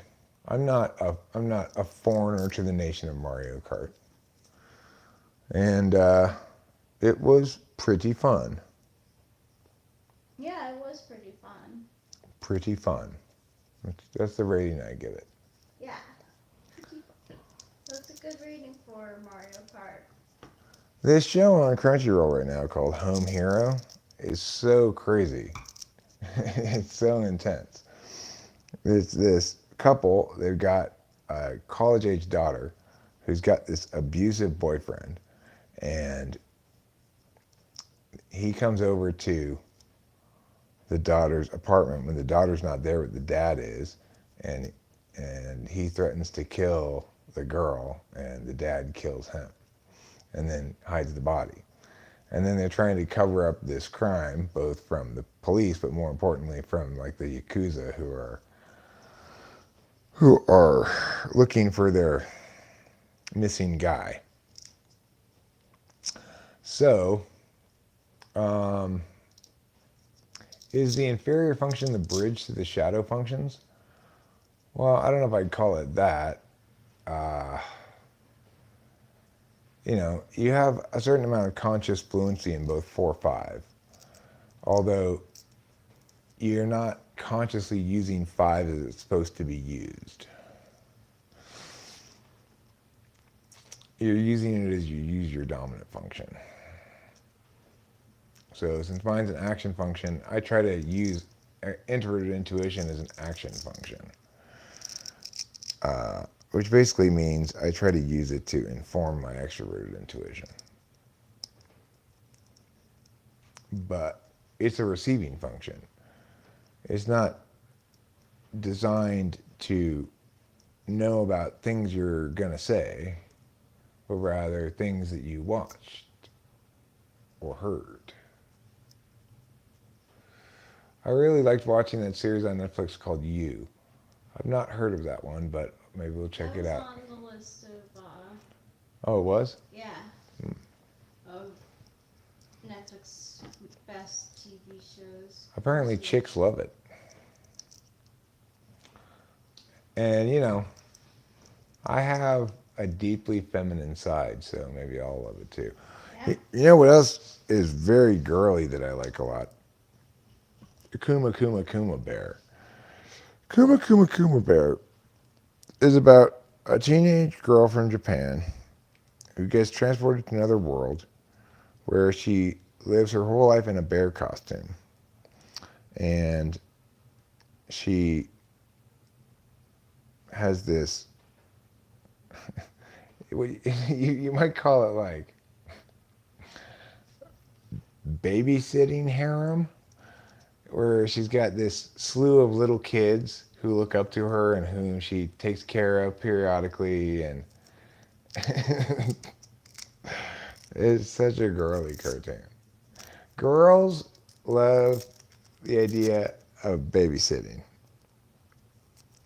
Like little girls, I mean. That's why there's that show or that book series called The Babysitter's Club. Babysitter's Club. He plays a psycho who's really into a girl and stalks her. Oh, no, no, no, no. You should not do that. Don't stalk her. Go do something more interesting. Mac Daddy. I was commenting to Rachel earlier that I think you have a cool name. I think that's very smart to call yourselves that, too. It's both misleading, but people can't accuse you of making it out of left field because your name is Mackenzie. It's a very smart name. People will misread you all the time.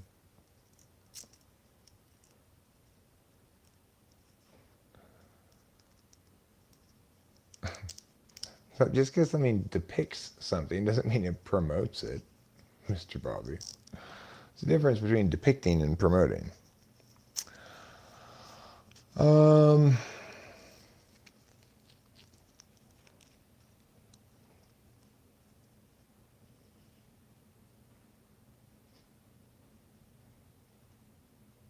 Well,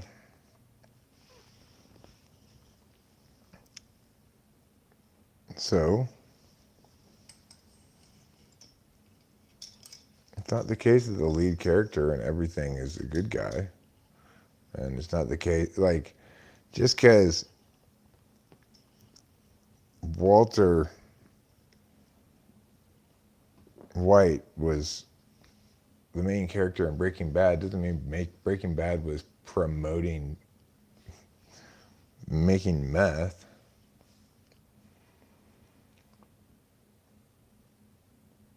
Well, I mean, that's the thing is in real life we have complicated relationships with people who are morally ambiguous. It's natural that stories will echo that, you know. It's just a story anyway. You know, it's like, are you? It's funny how you don't seem to view yourself as susceptible to being influenced by these things, but you're worried about other people being susceptible to it. People watch shit tons of different things. The amount of different influences on them, therefore, is very, very many.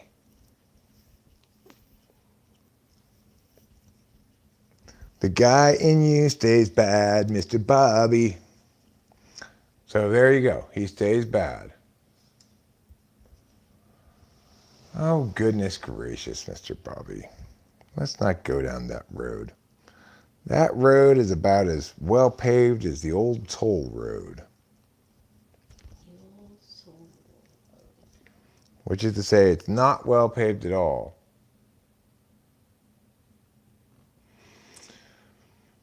Well, look, it doesn't mean that there isn't sometimes propaganda that encourages or enables violence and other bad behavior. But it doesn't, I seriously doubt that's what this is, you know. I don't know what type Joe is. I don't know it all.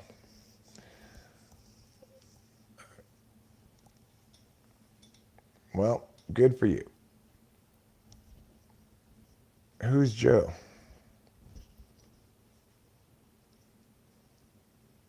I don't know who Joe is. I think Joe's from you. Oh.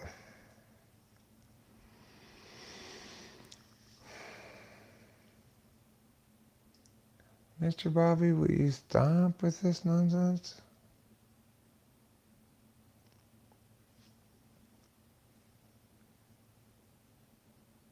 It's like,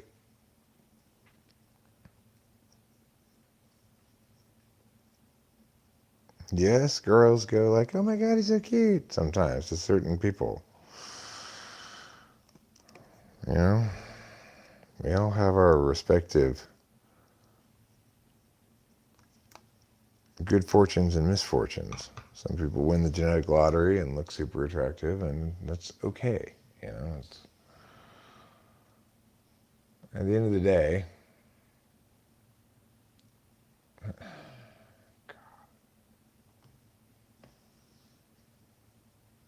it's a TV show, a Lobo Feroz. It's a TV show about a misunderstood hunk who sweeps all the women off his feet even though he's a serial killer. And, you know, it's reasons like this show that explain why women are so terrible. Right, Mr. Bobby? Is that your narrative here? It's ridiculous. It just,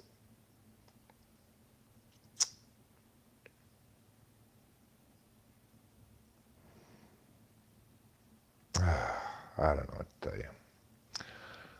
I don't know how to both be nice, informative, corrective to some extent, helpful, etc. I don't know how to be all those things at once. So I guess I'll just not say anything further. How about I put this hat on instead? That's a great idea. Ooh, how styling, profiling. Thanks. You're welcome. This is my official respectable guy hat. With this hat, I convert a regular Eric into a respectable looking gentleman. I say, good day. Have you any portage? Portage? What's that? It's British for something. What is portage? It's not porridge. Porridge is different. Have you any porridge? Well, you should watch it then, Mr. Bobby. It'll help you understand how to make yourself more appealing to ISFP chicks.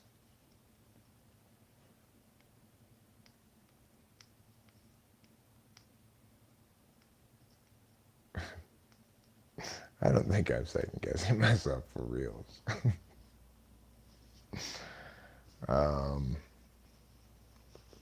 You know, I just say a lot of words. Some of them I mean literally, some figuratively. Some I float as a notion. Some are jokes. Some are half jokes. Some are quarter jokes with a three-quarters twist. It's a lot of different things I do with words.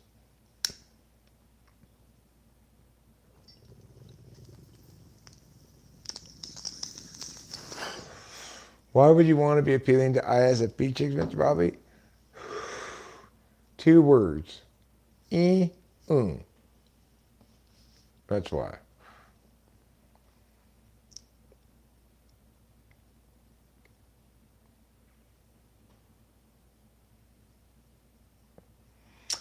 SFP chicks, they aren't necessarily very discerning.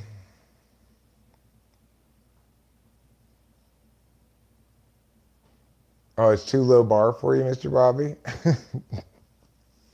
Sorry, Fancy Pants. I didn't realize you were too good for them.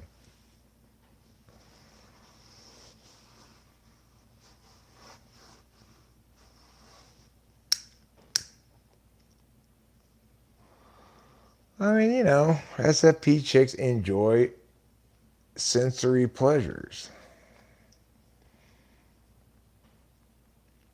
Among the list of things that qualify as sensory pleasures includes sexual intercourse. How to get an ISFP chick. You gotta take her to do something. Like, why don't you come with me on this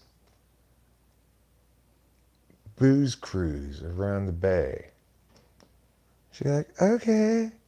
And then you go on the boat and you go like, hey, you want to go stand on the front of the boat?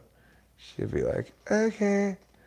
And then you go there and you go, oh, the wind is so windy. She goes, yeah, it is. I love sailing. And then she go like this, I love sailing. And then you go, ah, yeah. And then you grab her boobs. That's how you do it.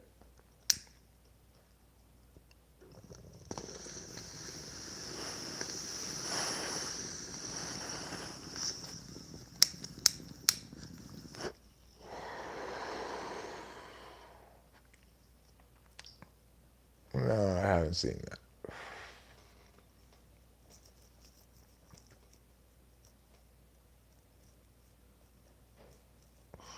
ISFP chicks don't necessarily have big butts, okay? It's ridiculous. First of all, people's bodies change over the course of their life. Second of all, ISFP chicks aren't any inherently more big butted than any other type of chicks.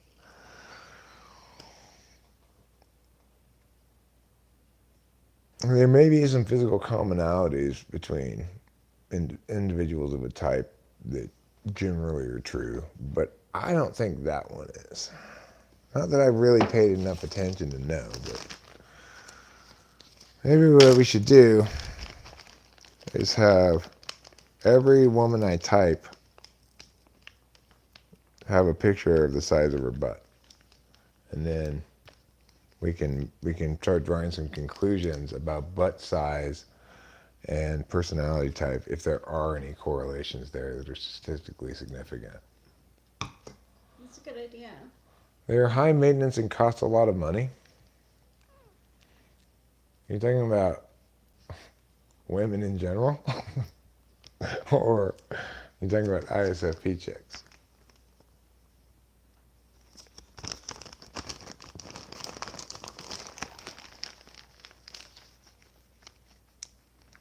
Well,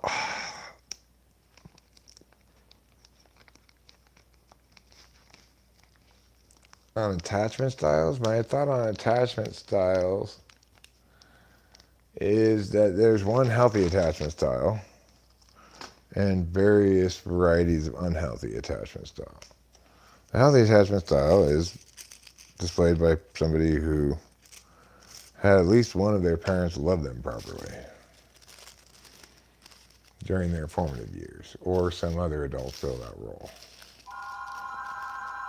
Could you get that? Yes. It's probably Chawa. Yeah. Oh, stopped ringing. Maybe it's not Chawa. Maybe it's not. Yay, joy time.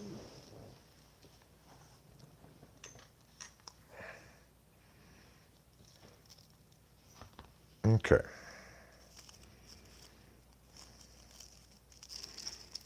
There. The queen is usually said to be ISTJ. I don't know if you heard, but the queen is dead. Hold up. Yeah, can I have some chicken? Sure, hold on one moment.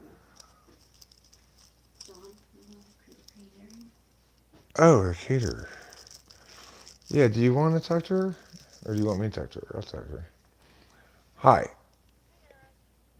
How how are you? I'm doing fine.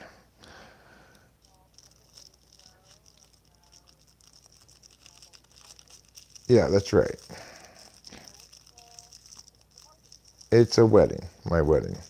We're gonna get married at the house and have the reception here as well. Rachel Lapalosa.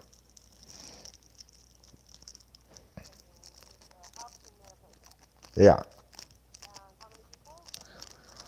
I figure probably like 40, maybe as many as 50, but we don't have a very firm number yet.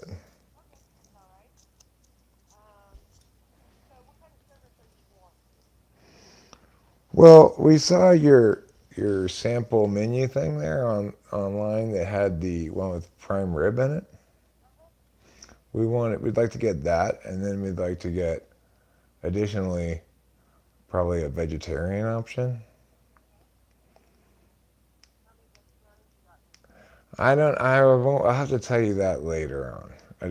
When we get all our recipes back and stuff like that, then I'll be able to tell you that stuff.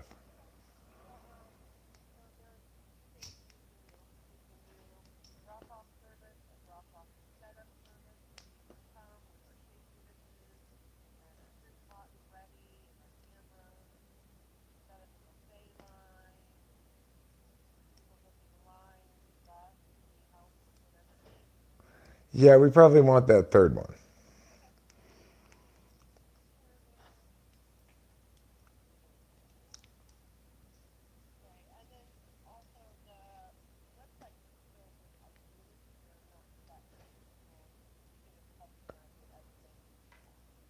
Okay. Well, I like the idea. I think we both like the idea of prime rib, right? Yeah, we do. Yeah.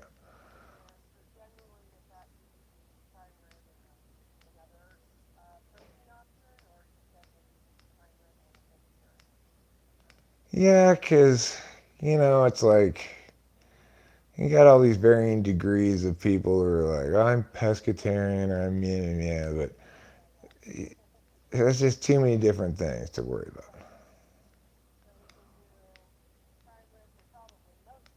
Yeah.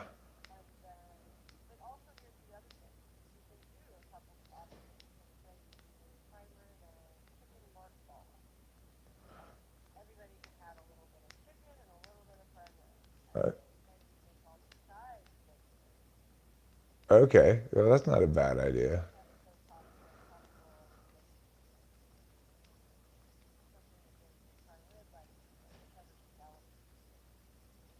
Yeah. As long as we don't make them all vegan, though, because cheddar and potatoes go good together for sure.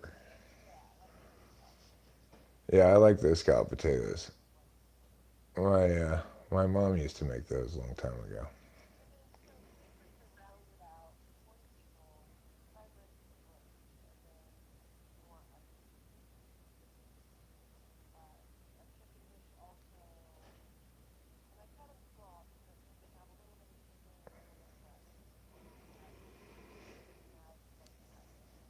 Okay.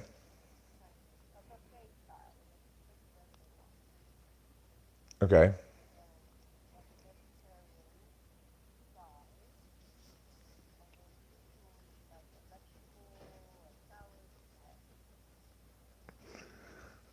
Okay. Yeah. Cool. So, what are we looking at price wise here for this? Do you want to call me back with a quote?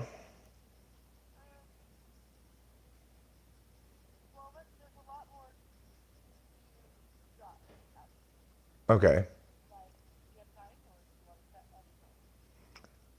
No, no, it's fine.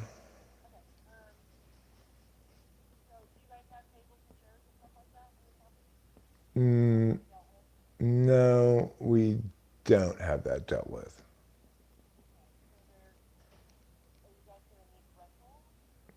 we haven't considered what we're going to do about it. But we talked about it briefly. We talked about where we're going to put tables and chairs, but we haven't talked yet about where we're going to get the tables and chairs.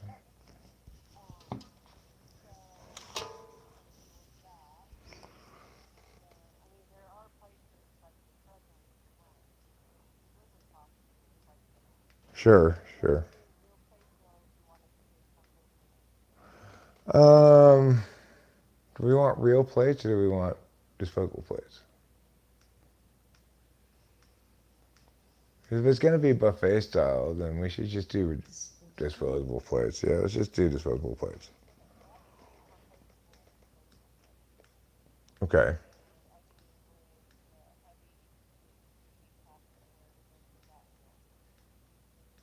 Okay. Oh, right. Right. We should have because we have prime rib, we should have real plates. Yeah, we should have real plates.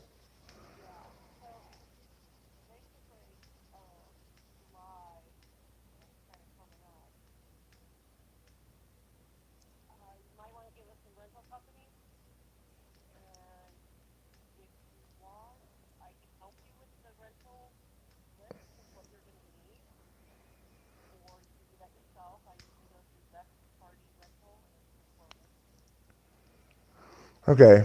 Um,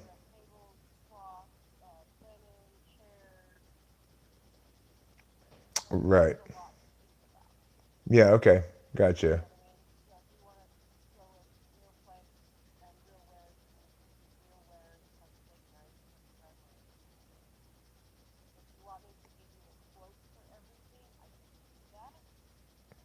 Yeah, the if you want, yeah, if you're saying like you can do that service too, you're for me, but and you include everything in your cost, right? Okay.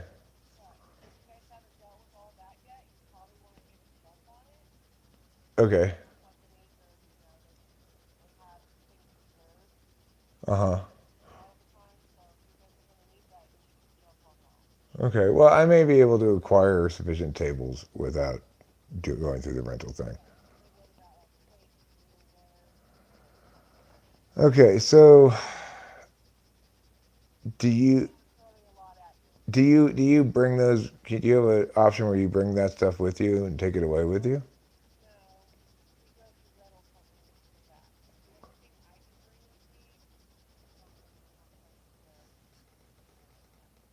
I see. Okay. So basically, we just need to go get some plates and some nice stuff. Yeah, yeah. We'll be fine there. Okay. We'll buy those plates. We'll buy some steak knives. Okay.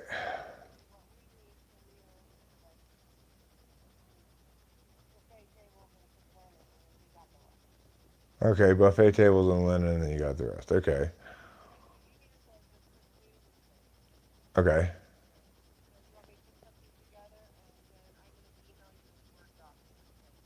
Okay. Sure. So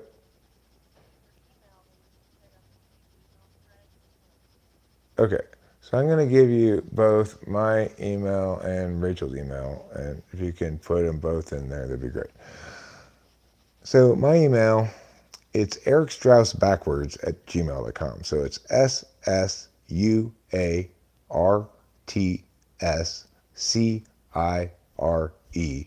at gmail.com. And Rachel is rlapalosa at gmail.com. That's RLAPELOSA.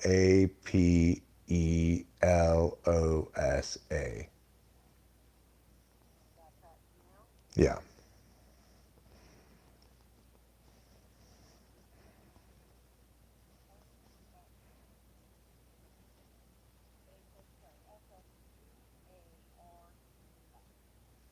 Yeah.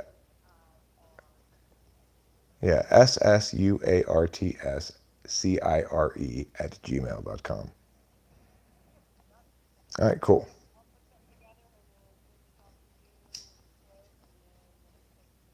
All right, cool. Thanks. Bye. You too. Bye. All right. So that was good. We got that taken care of. We didn't have to call another caterer. Oh, good. So that's good. Because my name forward was taken.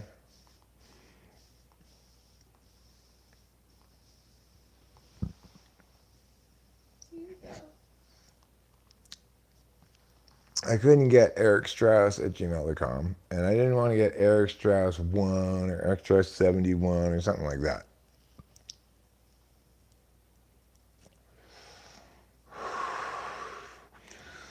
So I just got ssuartscire.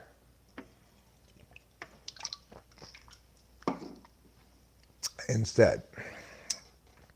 So which types are more likely to have an avoidant attachment style? No type is likely to have an avoidant attachment style or any kind of unhealthy attachment style. That's the consequence of abuse or neglect. It's like BPD.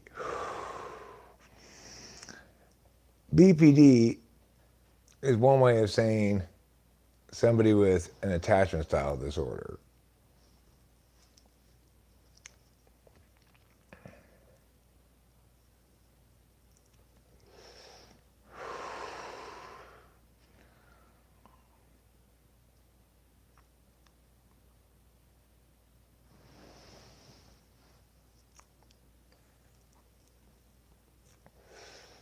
I was talking about how I like Mackenzie's name, Mac Daddy, because she's a girl. That's why primarily it's like it's a cool name, it's smart, you know. But I also like another ESTP's former YouTube name a lot, which is Taylor used to have a YouTube name that said, "I'll change this later," was the name of it. I like that a lot. I thought that was clever. And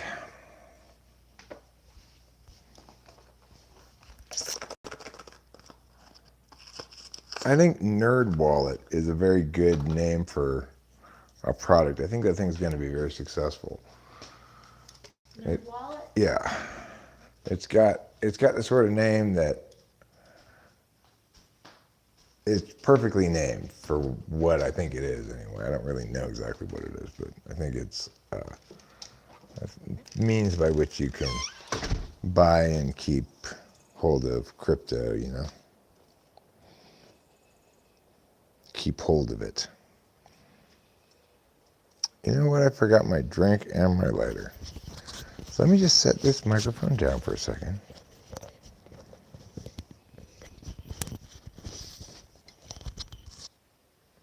I'll be right back.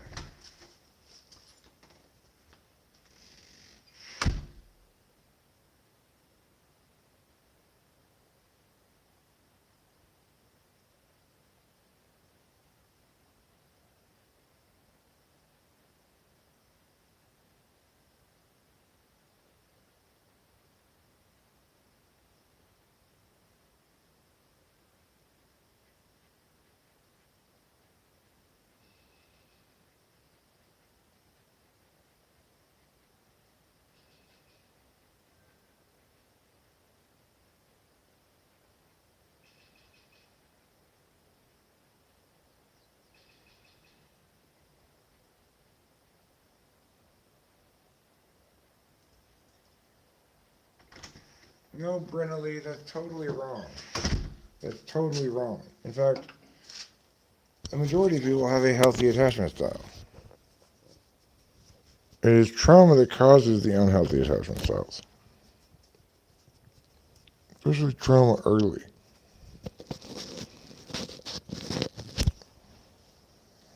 You don't have to have any kind of self-growth to have a healthy attachment style.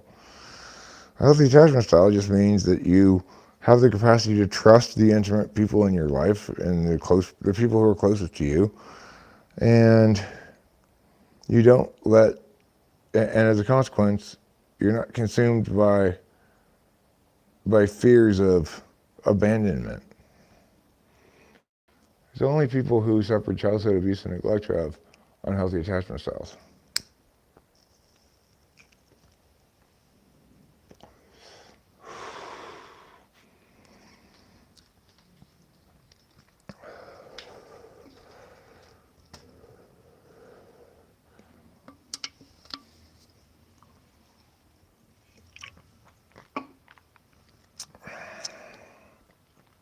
The thing is, our relationship to our attachments evolves over the course of our life somewhat, and also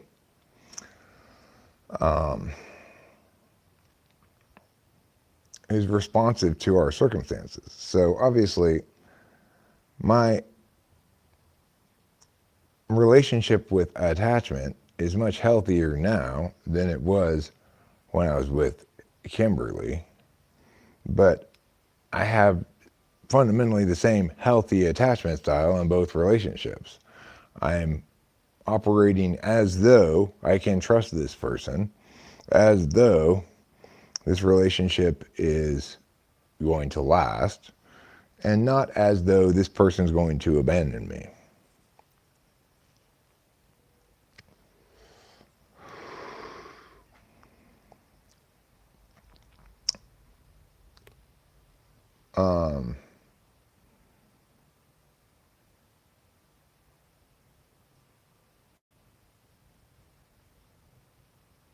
But it's also the case that beyond just attachment style, people can be more or less secure in their current relationship based on how secure they should be about it, you know?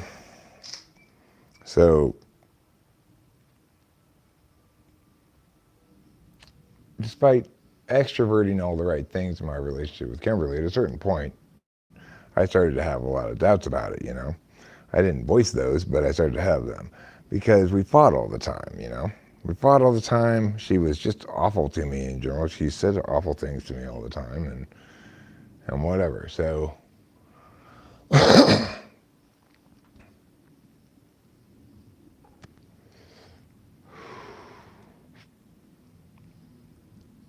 I still persisted in operating under the fundamental pretense that she was trustworthy, could be trusted, and wanted a healthy, happy relationship, which was wrong. She didn't want a healthy, happy relationship. She wanted another train wreck of a horrible relationship so that she could confirm her map that everyone's going to abandon her, right?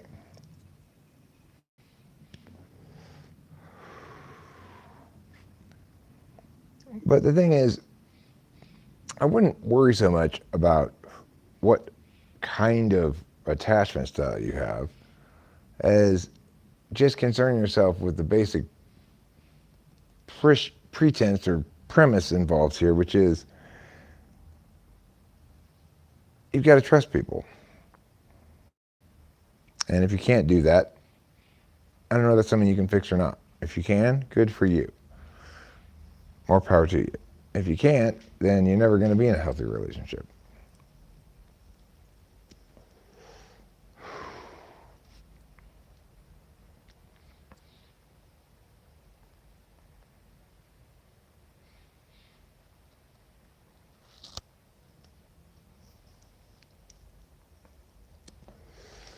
So, the thing is, differing kinds of toxicity that express as a consequence of this, you know, understandable but tragic response to childhood abuse are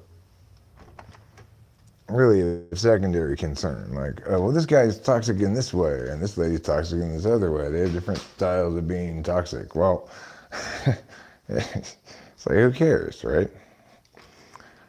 You're pointing out how one person's cough and another person's cough sound different in the same from the same flu. It's not informative at any level, but at the most contention level, you know. So therefore, it doesn't really matter.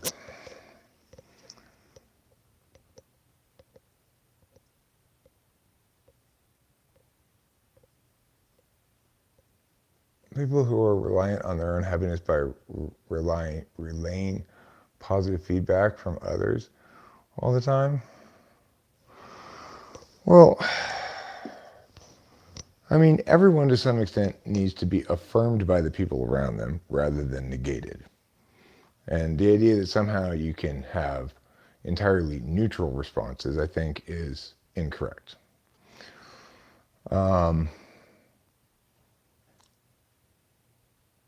to some extent, it's positive reinforcement anytime somebody around you engages with you. But they may disagree with you, like I'm disagreeing with you now. But nevertheless, you're reliant to some extent on the fact that you're being heard and responded to find sufficient happiness here to stay here, right? If everybody just continually ignored you while you were talking, then your statement in 351, people don't care, would be correct. I care. I care enough about what you're saying to read it out loud and respond to it. I think most people are just unnecessary distractions. I don't care about society. What does it mean anyway? Well, if it's any consolation, society doesn't care about you either. So, it sounds to me like right now you probably should be focusing on something a little bit more particularist than society. If a relationship is shit, you start looking for external sources. Most of the time, good relationship relaxes you in some kind of a way. You as an individual should be content and happy for the most part on your own. However, we're social creatures and have to respect the fact that we need others to have our social needs met. Yeah, exactly. And for people who are FE, especially extroverts who are FE DOMs, for example, or FE third like me, we need a fair amount of that social engagement. And ideally, it's positive, We'd like the world to affirm our engagement in ways that suggest what we're saying has value, that it's worth their time engaging with us, right? It's not like you're going to get a completely neutral response. You're not dealing with robots, so people are either going to convey to you some kind of information about their response to you, or what they think of you, or how they feel about you. Sometimes that information is not reliable, but sometimes it is. And over time, as you gather more data, you can draw more reliable conclusions about it. It's important to have people in your life who care about you and prioritize you and love you. As it is important to have people in your life that you prioritize, care about, and love. Most people start off with those parties being family members, but for some people who have horrible families, that's not very reliable. People additionally find it in having a mate or a family,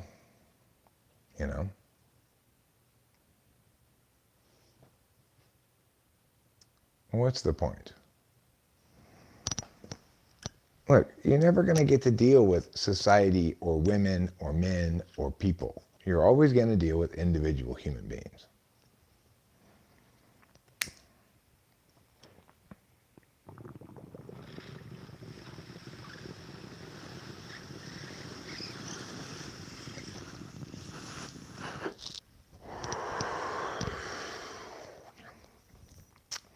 I agree that narcissists make up a very small percentage of people, but they create a disproportionate amount of harms.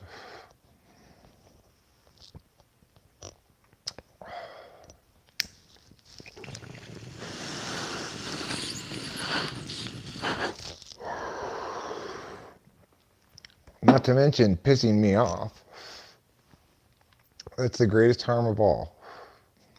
Friendships and family are very important for overall well-being. And if you're lacking in those areas, there's no solution that involves you dismissing the importance of those and pretending as though some alternative approach to developing some close relationships is preferable. It's not. Nihilism will only take you down a spiral of poopiness. You've got to have love in your life. Listen to what the Beatles say. All you need is love. Womp, womp, womp. All you need is love. Love. Love is all you need. You need other things besides just love. You shouldn't listen to them.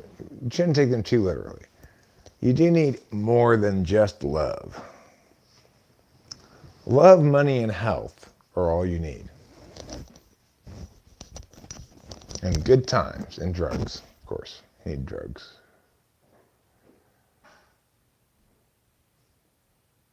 Or you should yell at video then. That'll be helpful.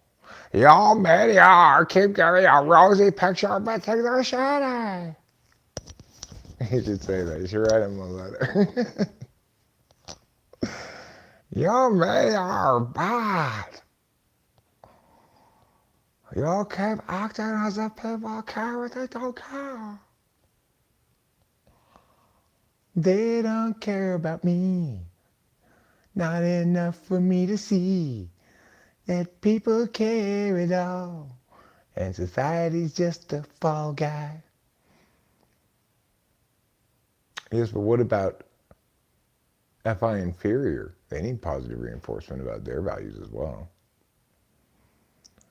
I don't know. They're just like, I got feelings, hooray. They're in my heart. They're in the tenderest part of my heart. The tenderest part of my heart is my scrotum. It's also my wrinkliest part. You know, you think about it, your scrotum and your brain must have some commonality of mechanism because they both rely on wrinkliness and surface area to get the job done. Therefore, my scrotum is a brain, or my brain is a scrotum, or both. I guess that's why all the kids at school would tease me and call me scrotum brain, scrotum brain. You would help out your wife? You would help her do what? You would help her climb the tallest tree in the forest? Dig a big hole in the backyard? You would help her plant azaleas? You would help her learn about American history? All those things and more? Well, periodically I gotta help Rachel learn as well. I help her learn about my penis.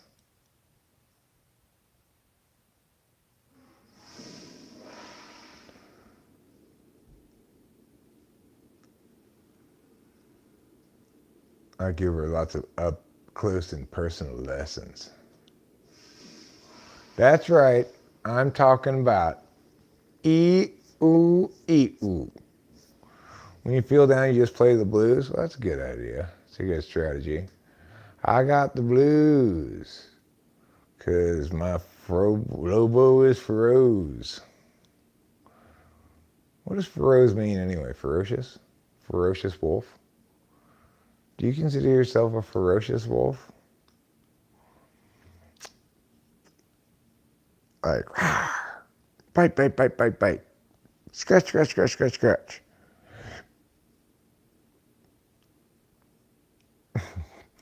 My scrotum's got a lot of nerves thinking like that. It's a good one, though, Lobo Feroz. It's a good one. Ferocious wolf. The ferocious wolf. Well, is there a pack of wolves? Because there really isn't any such thing as a lone wolf. There's no wolves that like to go off by themselves. If they are a lone wolf, it's because they're sad and they get kicked out of their group. The wolf ferocious. That's because in Mexico they put their adjectives after their nouns. They should know better, but they don't.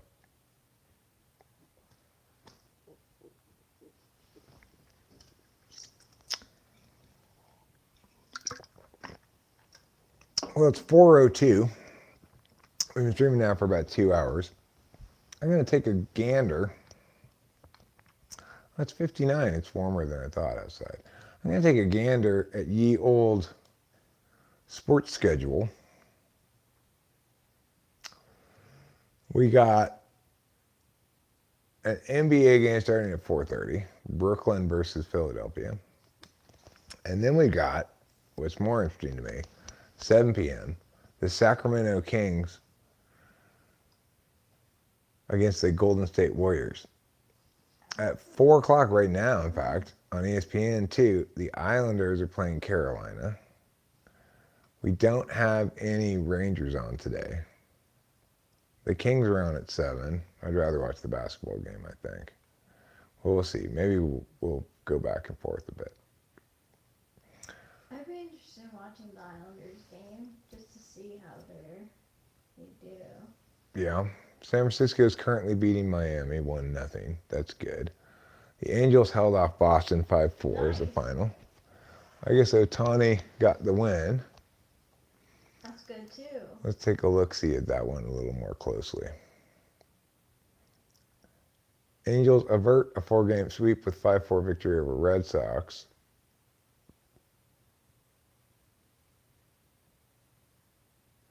I guess Ohtani didn't pitch it long enough. Let's see what happened. So they had a long rain delay after 2 innings, and I guess they decided not to put Ohtani back in.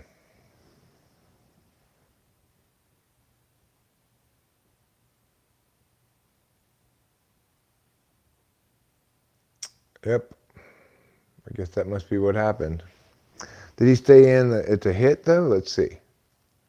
Yeah, he stayed in to hit. He hit 2 out of 5. Scored a run. How did, there's no Trout in the lineup. What happened to Trout? That's a good question. He must be having a day off, or he's on the injured reserve, one of the two. Yeah. Okay, let's see what else is going on in the old world of baseball. We've got our hapless Oakland A's playing at 6:40 p.m. They are 3-13. I believe that's the worst record in the majors. But we have watched at least a little bit of many, if not most, of their games. The matchup predictor shows Oakland has a 36.3% chance to win before the game even starts. Wow. The Cubs are predicted to win by 63% margin. I mean, by a substantial margin. Anyway, Kyle Mueller is starting pitching for the Oakland A's tonight. The New York Mets and the Dodgers are on at 7:10, but we won't be able to watch that game. So, okay. Why don't we watch a little bit of hockey then? So, as a consequence, I think I'm going to... Has anyone brought this up to Eric? How can they actually enjoy watching sports and being up to date with them? Well, I like watching sports. Sports are have the advantage of being authentic instances of unscripted drama, right? When you get a close game and people are making shots left and right and it's going back and forth and the action's hot and heated and high stakes are on the line and people are trying their very hardest to succeed, it's a pure competitive endeavor that creates its own real, authentic, naturally occurring drama. It helps when there are a lot of people in the stands, obviously, too. But the playoffs are a good example of that kind of drama where both teams are playing as hard as they can and it's exciting, you know. I was raised watching sports. My parents were ESTJ, ISFJ, respectively, both censors, and I was raised on the Lakers and Dodger baseball and USC Trojan football and USC Trojan basketball, and you know. So I like watching sports. Rachel and I both like watching sports. I think it's a good way for us to experience like a lot of sensory stuff, but as intuitive, just watching. And you know, you see as good as a high stakes sporting event like the playoffs we're gonna watch. If it's in a sport where you can see their faces, you can really see the authentic like battle going back and forth. As players from both teams are talking to each other and you know, trying to hype up the crowd and stuff. There's a lot of good reason to enjoy a good sporting event, especially if it's well commentated.